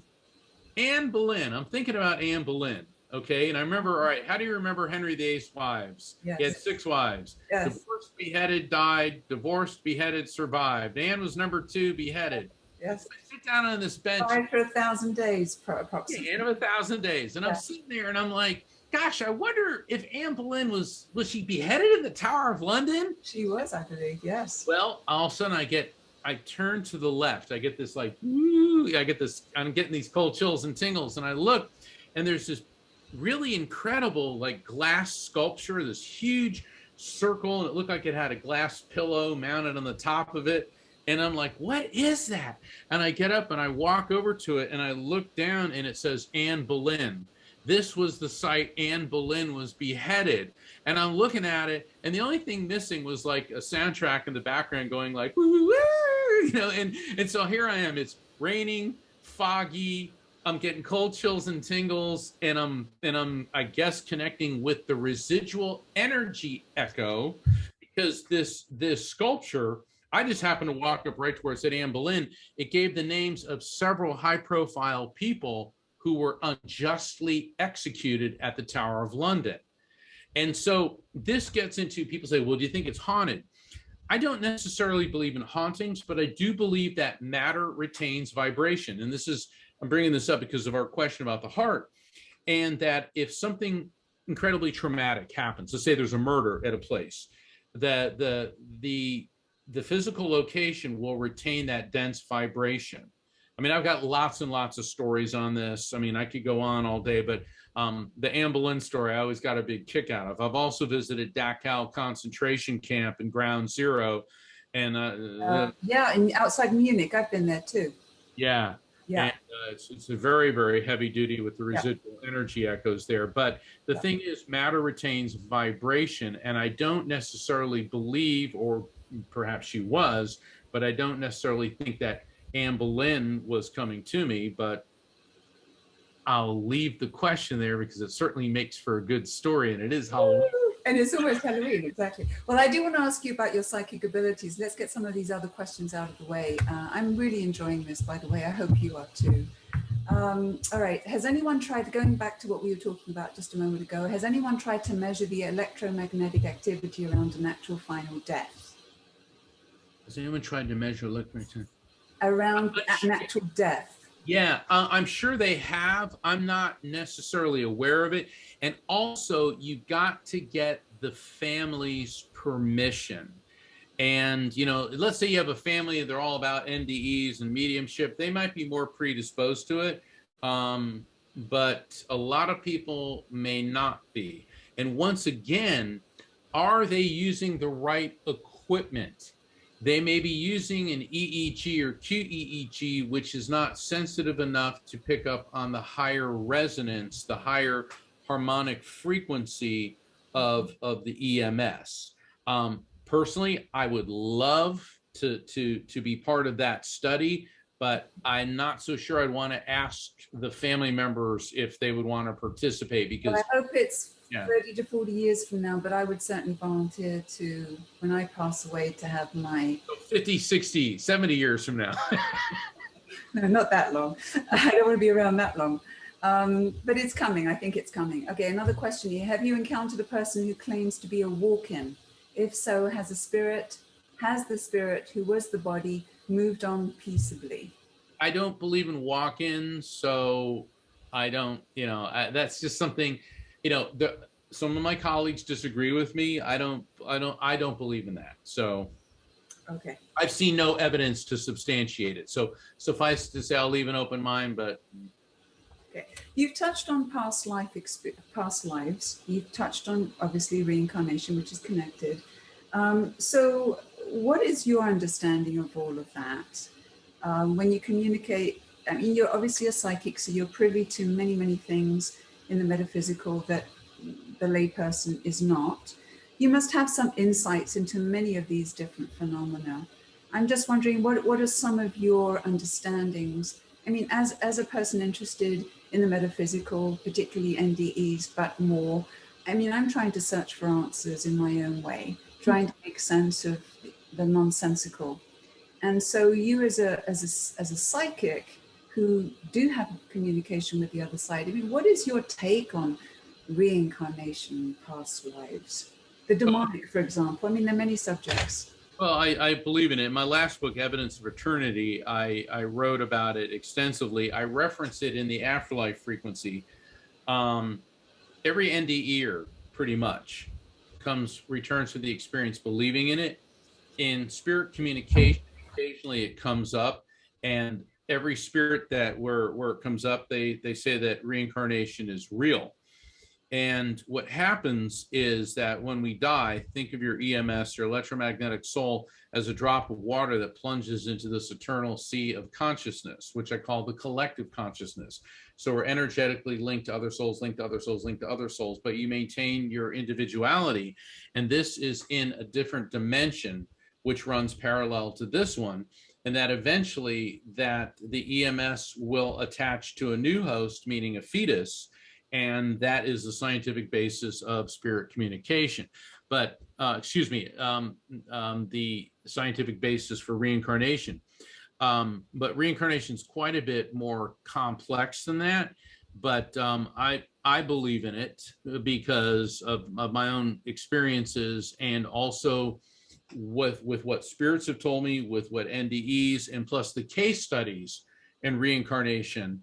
At the University of Virginia, Perceptual Studies Department. Yeah, Dr. Ian Stevenson. I mean, beautiful work that he did there. One of the fascinating case studies that he didn't work on, but in the 1930s in India, there was this little girl, Shanti Devi, and she started. She wasn't talking very much. Then at age 4, she wouldn't stop talking about her prior life. And her parents, being Hindu, they didn't tell her to shut up. They wanted to listen to her. And she said, I lived in the city of Mirtha, and I had a husband, and I have a son. And she went on and on and on and on. And so she and her parents, they started doing some inquiries, and her accounts were so detailed. So she was like 5 or 6. And the Indian government at the time actually appointed Gandhi to be in charge of the investigation. All right, so does this get any better? All right, we got reincarnation, we got Gandhi. So what they do, she said she lived in Mirtha. So the investigators and the little girl, they took a train to Mirtha. They let her get off. They didn't tell her where to go. Okay, they said, we'll follow you. So she goes down the street, and she goes through all these streets, and she said, this is where I used to live, but the house was painted a different color. And she started giving all this, and she walked up to the house, and there was a man standing in the doorway, and she looked at him, and he goes, well, I live here. She goes, no, you don't. You're not my husband. They had hired an actor to stand at the house and say, I'm the husband. So she starts looking around the crowd, and she points to this guy in the crowd. She goes, that's my husband. And that was the guy that lived there. And she said, and when we had sex, it used to hurt because I had a problem with my left hip. And she started explaining this, and this guy's like, oh my, and she said, and your sister had an affair, and your father, and she started giving all the stuff about family members that had extramarital affairs, the pain she had during sex, talked about their son, the house used to be painted this color, not that color. And she went on and on and on. And all this was documented by a Swedish journalist. And after years of investigation, the Indian government concluded that this was a bona fide case of reincarnation and is the most heavily documented case of reincarnation on record. And Shanti Devi died not all that long ago. It may have been, I think it was in the 90s. She may have been in the 1990s when she died. And this time around, she never had any children. But till the day that she left this incarnation, she was unwavering in her belief. And that's one of the stories that I chronicle in Evidence of Eternity, my last book. Right. I'm doing different things in the Afterlife Frequency, but it's the electromagnetic soul is the basis for understanding all of this, because it's all about energy. So I also believe that past lives are possible and reincarnation is possible. I didn't up until a few years ago. So let's just accept that as a premise, that it actually does exist. It is a thing. So in your communications with the other side, what is your understanding as to why people come back? And you're communicating with souls on the other side who've incarnated here on Earth, but are you ever able to communicate with souls that are in, eternity, that come from other dimensions that are not the Earth plane? You're smiling, so I love these questions because I don't get asked these things that often, but I do have answers. All right, you asked me like 3 questions. Which one do you want me to start with? Whichever one you're most comfortable with. Souls from other dimensions. Okay, wow, we're really getting esoteric now. I was working on a podcast called Destination Supernatural with Mark Anthony, and I was privileged to interview 2 of the most credible and most tested alien abductees. I'm going to focus on one whose name is Calvin Parker. And Calvin made world news in the 1970s. He's from Pascagoula, Mississippi, and he was 19 years old, and he was fishing with a friend. And he said this big metallic object came out of the sky, and they got hit by this light, and they couldn't move. They tried to run, but they felt paralyzed. And these robotic things came out, took them, and brought them on the ship. And they subjected them to all these medical experiments and things. He said it was horrible. And of course, he didn't want to say anything about it, but his friend ended up on Johnny Carson and all this. But Calvin has been subjected to hypnotherapy, truth serum, lie detectors for the past 40 plus years, and passed every single one of them. And I feel so honored just to have talked to him. And he's real country. And I said, well, did you make any money off this? He goes, Mark, you don't make any money going around telling people you got abducted by aliens. Okay. And he's got this, real pronounced Southern accent. And so I did a reading for him, and spirits came forward and they told me something about him. And when I did a reading for Nancy Tremaine, she's the other most highly documented and tested abductee. And I've done readings for several other people that claim that they were abducted by aliens. Okay. And there's similar, and their spirits talk about this in all of these circumstances. And the spirits said they selected you because of the way your body metabolizes protein, and there's a genetic anomaly on a cellular level that they're able to detect. All right, so I'm like, okay, because I have to be. Look, I'm a science-based medium, and this is really out there. Okay, so I was talking to a gentleman by the name of Chris DiPerno, and he is with MUFON, the Mutual UFO Network. And these people are not a bunch of there's scientists. I mean, they're very, very serious people. And he is in charge of debriefing people who've been through this experience. And I told him about that. He goes, "What did you say?" And I said that the spirit said that these people are chosen because of protein metabolization and a genetic anomaly on a cellular level. He goes, "Oh my God." I go, "What?" He said, "Mark, when people get abducted, we find afterwards they crave protein and salt like no tomorrow." He goes, "And it never ends." He said one guy ripped open a package of hot dogs and ate them raw. I'm like, ugh, and he said they can't get enough protein. So he's telling me all this, and he goes, and we've been finding this, and now you're hearing this from spirits. So I called Calvin, because, I call him, and I go, "So Calvin, do you like protein?" He goes, "Mark, I can't get enough of it." And he said that he eats and eats and eats and eats protein.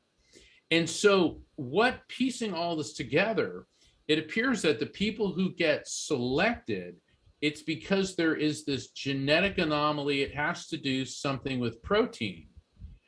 And from what I can gather, there's more than one species visiting Earth. Now, look, I know that we're getting out there. I'm presenting this. You can make up your own mind. Yes. But dang, if that's not interesting. Okay, all right. So again, we're suspending disbelief at the moment. We're having a conversation. So let's just imagine, there's a commonality amongst the Earth abductees, the human abductees. But why? Why are these aliens? Let's just let's just push this a little bit further down the road. Why do they give a heck? Okay. Well, I mean, because clearly they're not helping these individuals. If they're coming back after the abduction and they actually are have insatiable appetites for these proteins that they're lacking in the first place, they're not doing them any favors. So what's the logic here? I'm also science-based. Yeah. There's a couple different theories, because I was talking about this to the folks at MUFON, that they may be collecting genetic material from these. I mean, think about it. When you listen to an account of an abductee, all right, then you watch the Discovery Channel, you see some scientists go out and they shoot a tranquilizer dart at a bear. And then they start going up and start taking samples from every orifice and all that. Right. And then you listen to the abductees, it's essentially the same type of experience. Right. So they're doing something to them, and it appears that they're looking for genetic material. Some people hypothesize that they need it for their purposes, or they're doing some type of hybrid thing, or that many aliens are already here among us, and this is part of how they're being adapted to our society. Woo! So that's always interesting. Okay. To look at that. But everyone that I've done a reading for who had an abduction experience, their spirits on the other side do bring this up. The second thing that they bring up is that, I've talked to John Alexander. I'm sure you're all familiar with him. He used to be the head of the U.S. military's UFO project.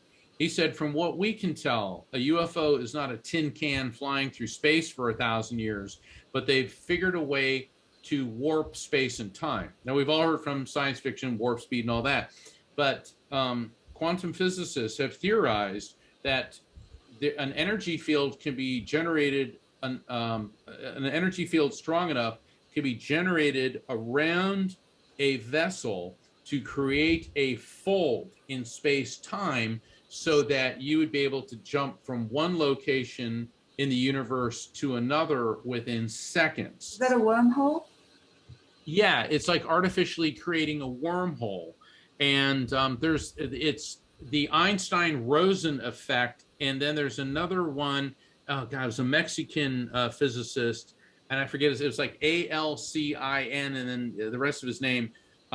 He was the most recent one to say that this is going to be possible when we come up with a power source strong enough to do this.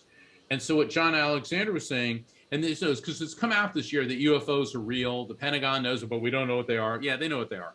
Okay, what it is, they meaning these aliens, have figured out how to do this, and they're able to jump these dimensions, which is fascinating because what is spirit communication? It's interdimensional communication. So are these aliens somehow connected with that? I don't think so, but there are similar principles at work here.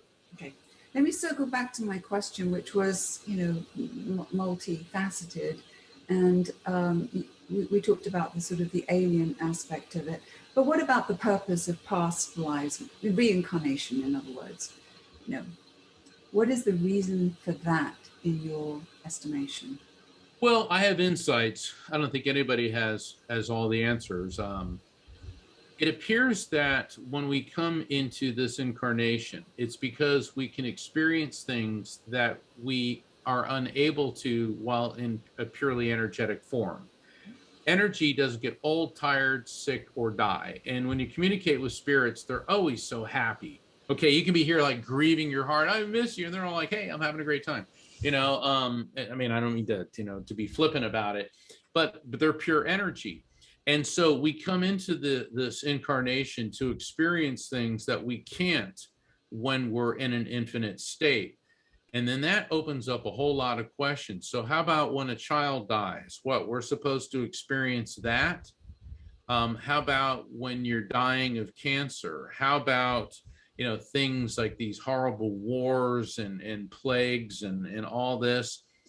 And it appears that we have to go through a series of incarnations, and we have to go through these things in this life because it seems to have a direct bearing on the frequency that we go into when we transition out of this world. And I've asked them, why is that?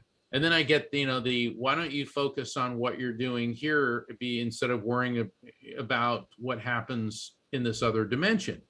Because I'm always asking, spirits like, well, why do we have to go through those things? And essentially, it's like saying, this piece of paper, okay, this is our life. And this is what we're seeing. And this is what we're understanding. And we're not getting the big picture. So even though we may come into a life that's filled with pain and agony and suffering and misery, when you start looking at infinity, that's not even a blink of an eye and in what our journey really is. So we come here to experience things that we can't there because it leads us to the next frequency on the other side. I know that sounds convoluted and difficult, but that's the best that I can glean out of them, because they've told me that you are not equipped, and meaning humans, to understand infinity. And does it resonate with you when people talk about the earth plane being one of the toughest experiences to choose, because there are so many obstacles, because we have death, we have disease, we have natural disasters, we have wars, we hurt each other, etc. Would you agree with that? Oh, I do. And see, I don't believe in hell, but I do believe in reincarnation. And I think that living in the material world can be hell.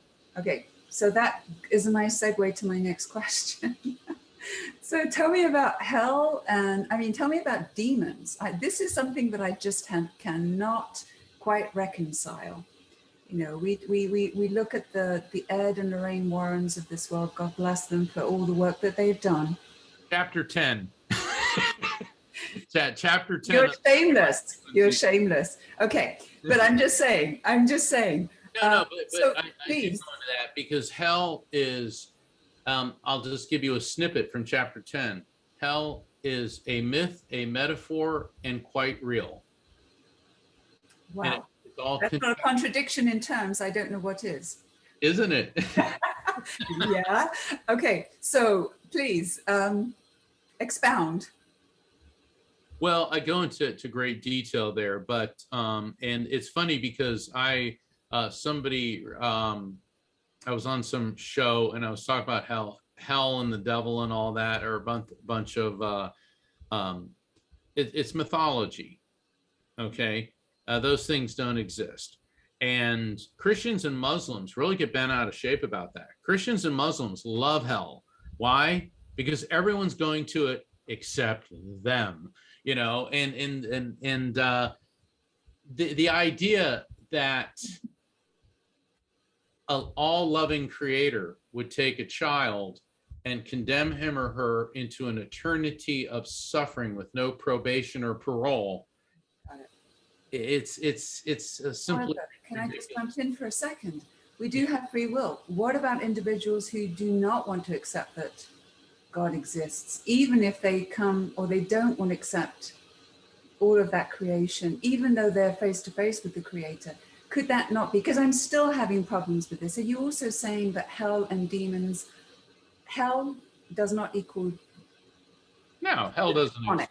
All right, so therefore, if hell doesn't exist, the demonic doesn't exist, well, then how do you explain the demonic possession and that kind of thing? You see where I'm going with this? Yeah, you know, I don't believe in demonic possession, but I do believe there are people who are trance mediums that are channelers who don't know it or understand it, and that they're temporarily being inhabited. And because the people examining it don't understand it and fear it, they immediately demonize it. Okay, so. Okay, that I get, but what could be behind it? I mean, could it be that they are actual spirits, possibly human spirits, that are just out to be as diabolical as they can possibly be, even though they're not demonic? I've done over 15,000 readings and communicated with hundreds of thousands of spirits, including those of serial killers, and they're not serial killers in spirit. They were mentally ill, but they're not now.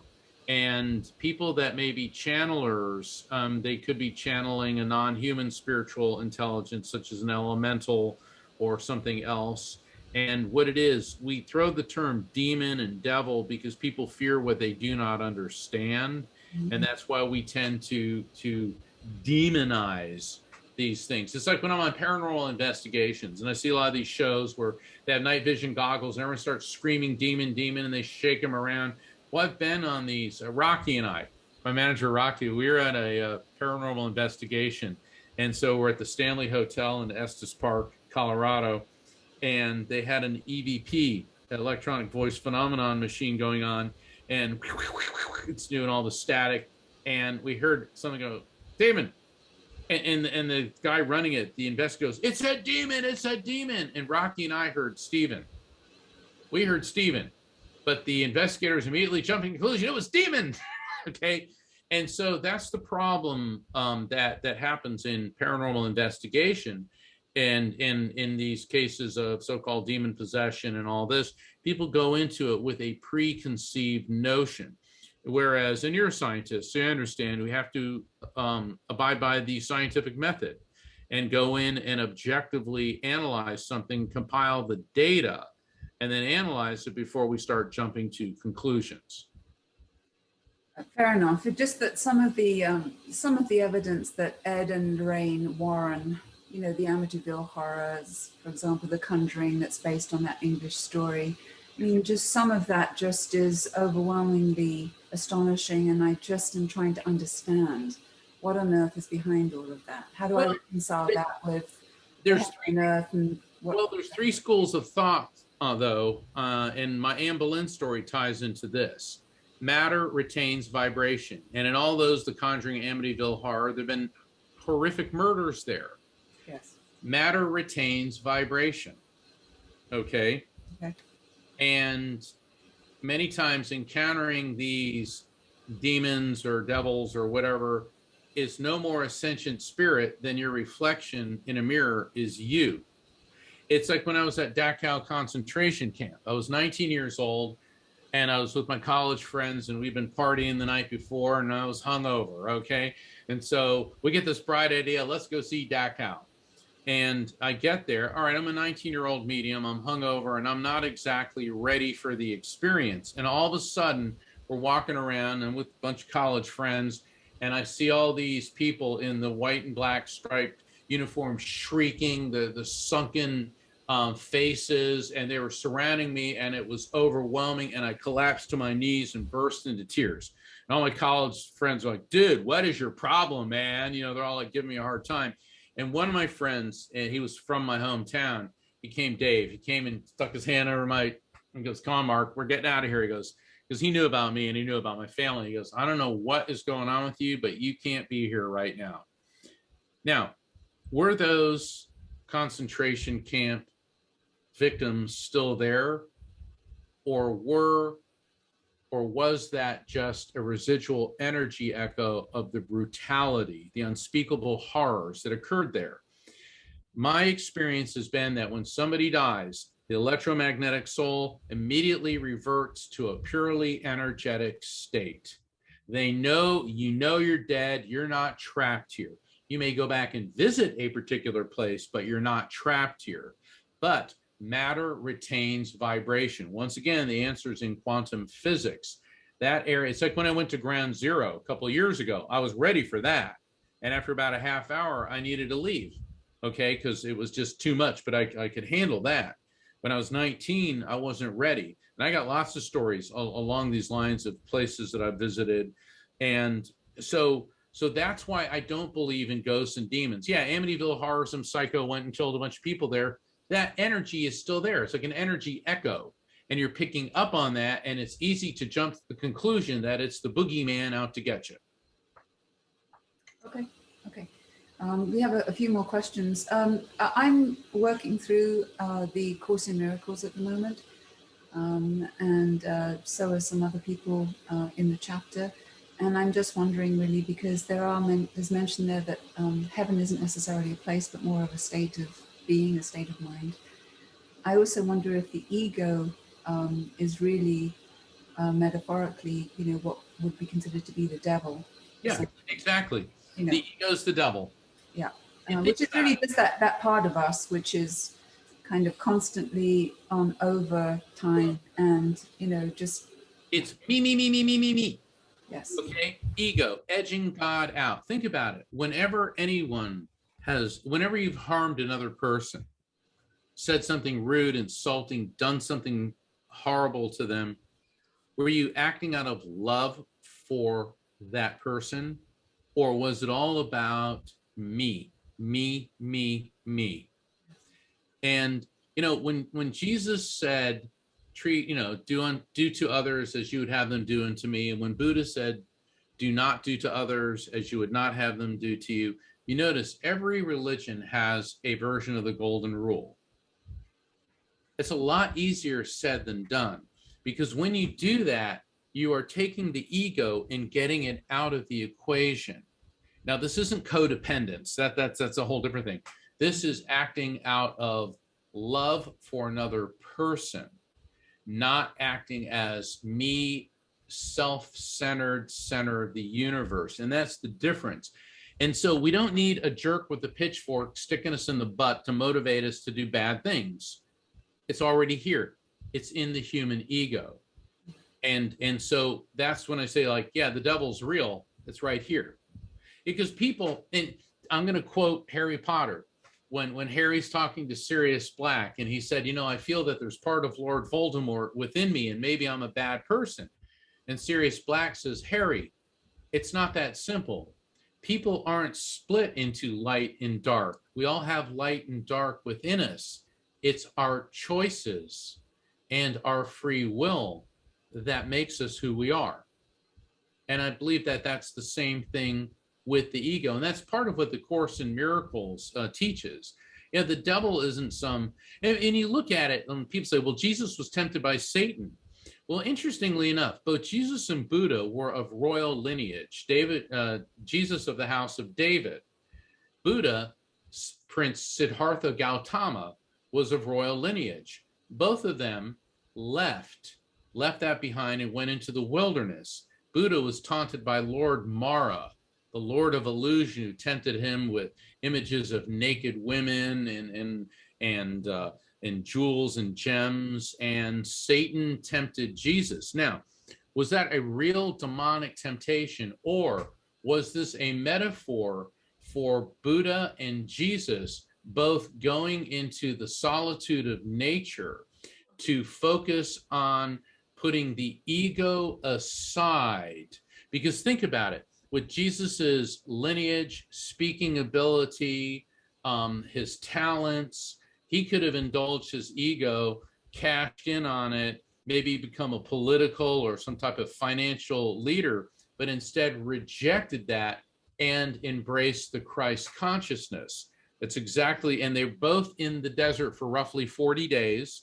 And Buddha did the same thing, rejected Lord Mara and embraced the light and the higher consciousness.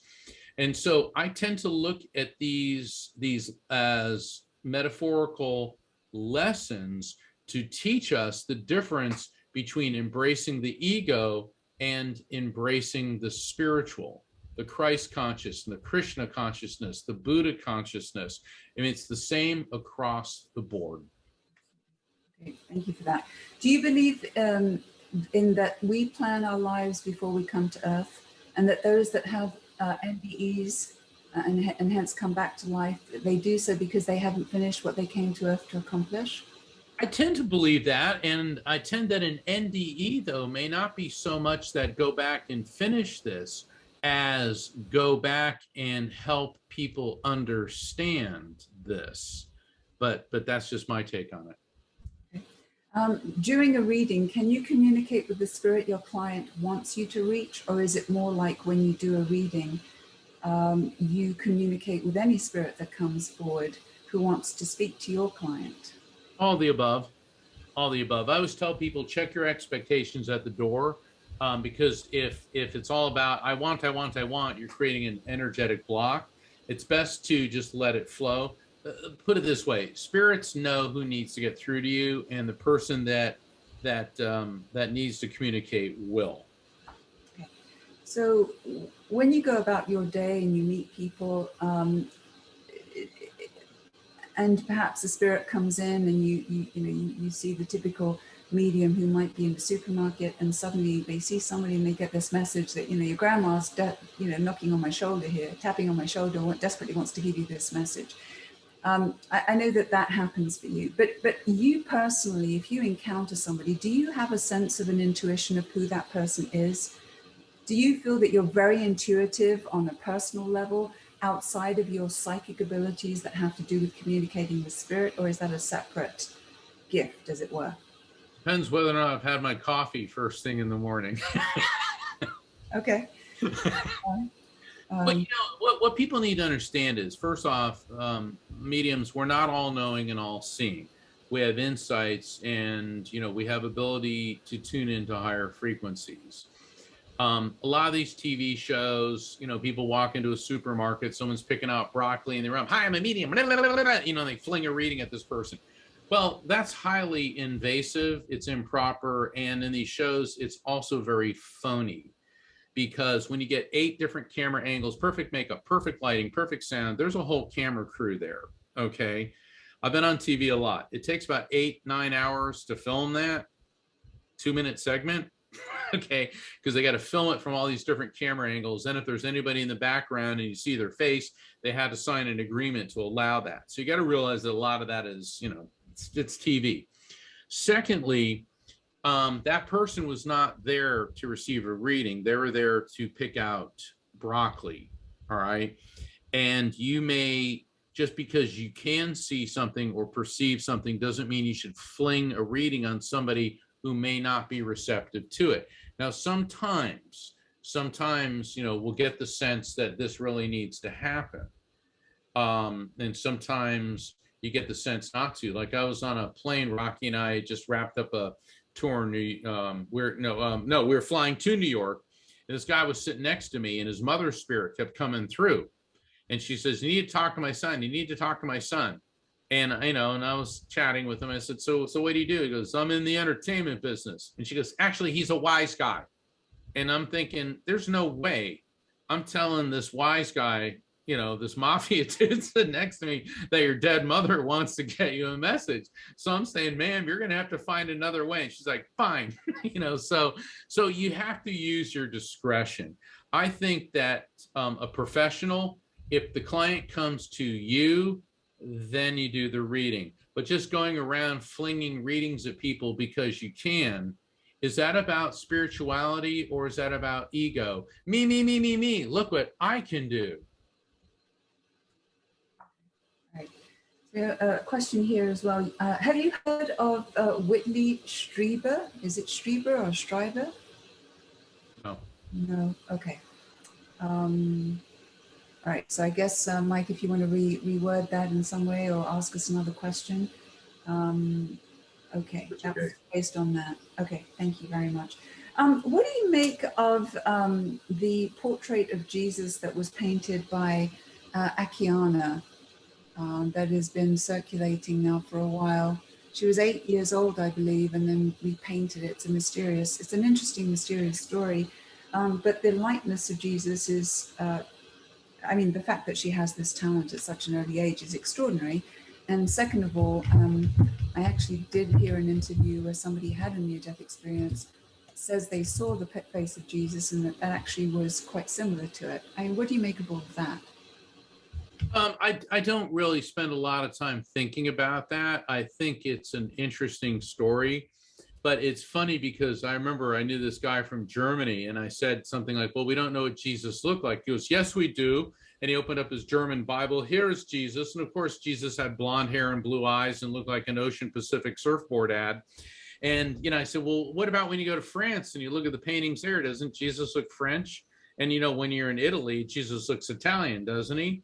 Once again, this is the finite versus the infinite. And we tend to, and look at Buddha. In India, Buddha looks very Indian, but when I was in Japan, he sure did look Japanese. So we tend to anthropomorphize our encounter with the divine. Maybe this little girl was getting the direct feed, but maybe she is just an artistic genius, so we got to be very careful about jumping to conclusions. And then again, does it really matter what Jesus looked like? Perhaps we should stop worrying so much about the messenger and instead start following the message. Absolutely. Now, you've encountered a fair amount of skepticism with regard to the work that you do yourself, and the fact that you're a lawyer, you trained as a lawyer. And how do you deal with all of that? How do you, how do you compartmentalize all of that? Those who mind don't matter, and those who matter don't mind.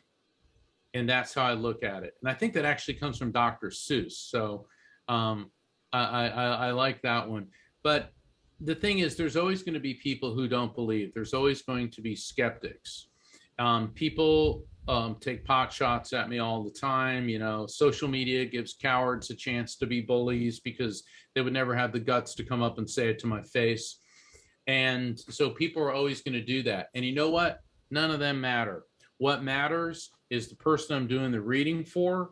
And when I'm able to make a connection that helps alleviate some of that pain, helps them understand that God exists, the afterlife exists, our electromagnetic souls, an eternal living being, that we can communicate with these souls, and that you will be reunited with your loved ones in the light that we call God when it is your appointed time to leave the material world.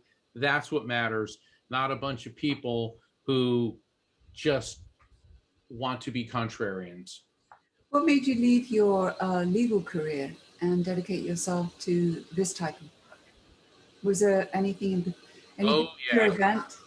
Okay. When my mother died, I was very, very distraught. She died peacefully in her sleep, and but nonetheless, I was devastated. You know, people think when you're a medium that it somehow bounces off of you, and it doesn't. And it was about 2 weeks after that, and I was driving back from court, and I was a senior partner of a law firm. Okay, I mean, I had a lot of really heavy duty stuff going on in my life, and one of those waves of grief hit me. It just hit me really hard, and I'm driving, and I figured I better not be driving, so I pulled over into this strip mall's parking lot, and I was sitting there, and I was just so upset. And all of a sudden, this flash of light went off in my head, or it went off in the car. I don't remember which, and I instinctively turned to look at the passenger side seat, and I saw the silhouette. I saw the silhouette of my mother in this silver white light for an instant, and her voice filled my head.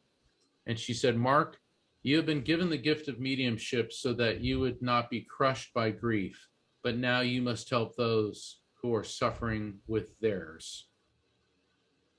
Within a year of that, I had completed my first book, Never Letting Go.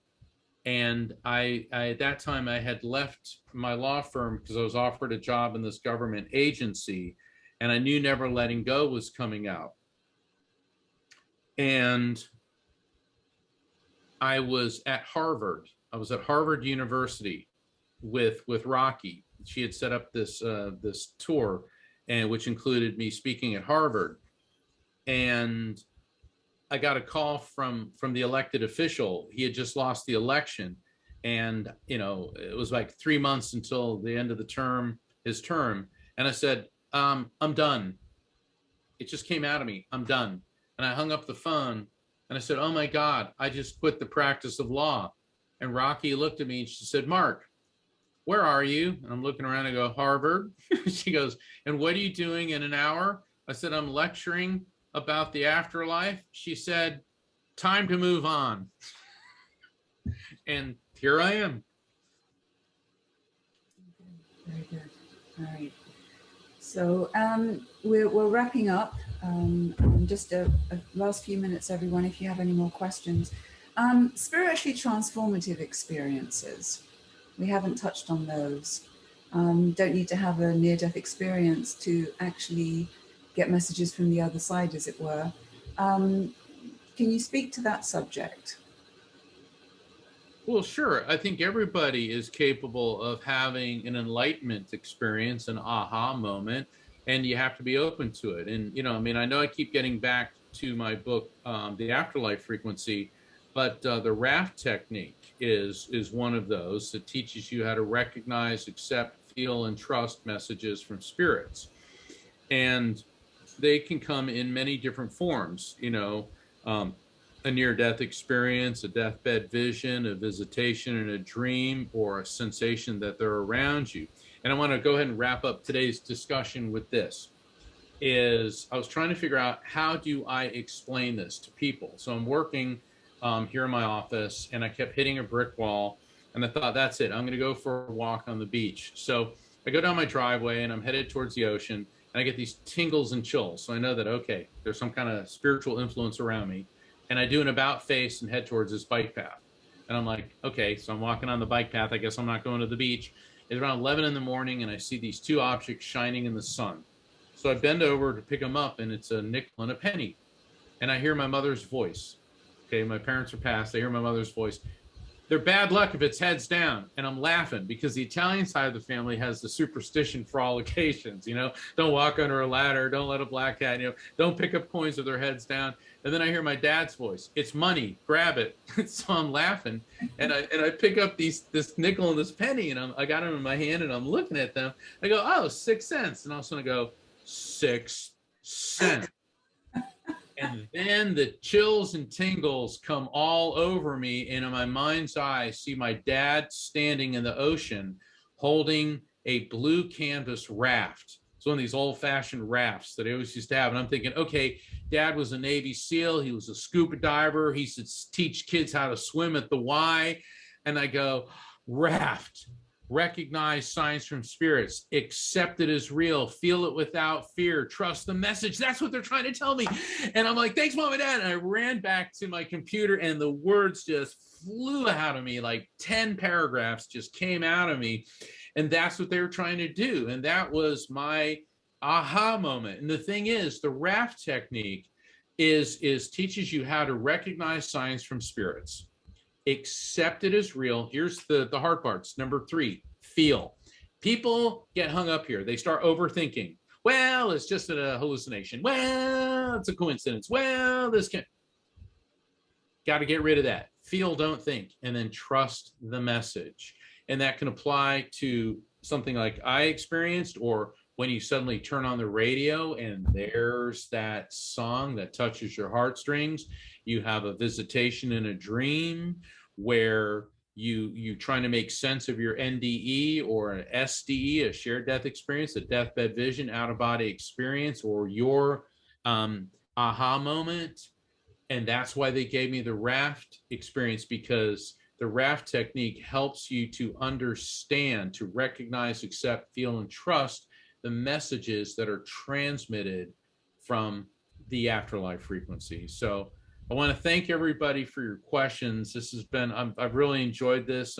Thank you for having me, and I look forward until next time. Oh, thank you again. It's been, I hope we haven't taken you too long, but I just couldn't help myself. I just kept to get. No, it's I get the opportunity to speak to you every day, so it's like I had to ask for those questions. I got to read that. I've got to read that. I know. Well, yeah, please do. The thing is, it's been endorsed by Bruce Grayson, John Alexander, PMH Atwater, Nancy Evans Bush, Dr. Dean Radin, Dr. Jeffrey Long, Gary Schwartz, Dr. Pat Basili, and I've just been so humbled and honored by the response that it's received. And I wrote it for an audience like this: people who think, people who are spiritual, and people who think. So once again, thank you so much. I have to commend you on basically putting yourself out there. I don't know of too many other people who are really doing everything in their power to try to bring science and the metaphysical together in a way that's understandable, in a way that's relatable, and in a way that seems to make sense. I mean, that is, you're really, you must be a pioneer in this. I haven't seen any other books like this. I'm also not looking, but the fact that you're getting such good reception tells me that you're definitely a pioneer. And so you're opening the door, which is amazing. So thank you for doing all of that work. Thank you. Yeah, I wanted to write a book that's not like anything other mediums or other researchers have written, and it's taken years to do the research, and the better part of 6 years to write. But I want people to enjoy it too. So it does kind of read like a juicy novel. So, and you know, the joke I like to make is when I was in law school, God, did I have to read some boring books. And then when I graduated law school and practiced law, God, did I have to read some boring books. And the thing is, I don't want to subject anyone to that. I explain the science in an easy to understand way, and then illustrate it with stories that will resonate with anybody. So once again, thank you so very much for having me. I really appreciate everybody. Thank you so very much, and all the very best of luck with that book, and hopefully many more to come. Thank you. Take care. Bye-bye. Thank you. Bye, everyone.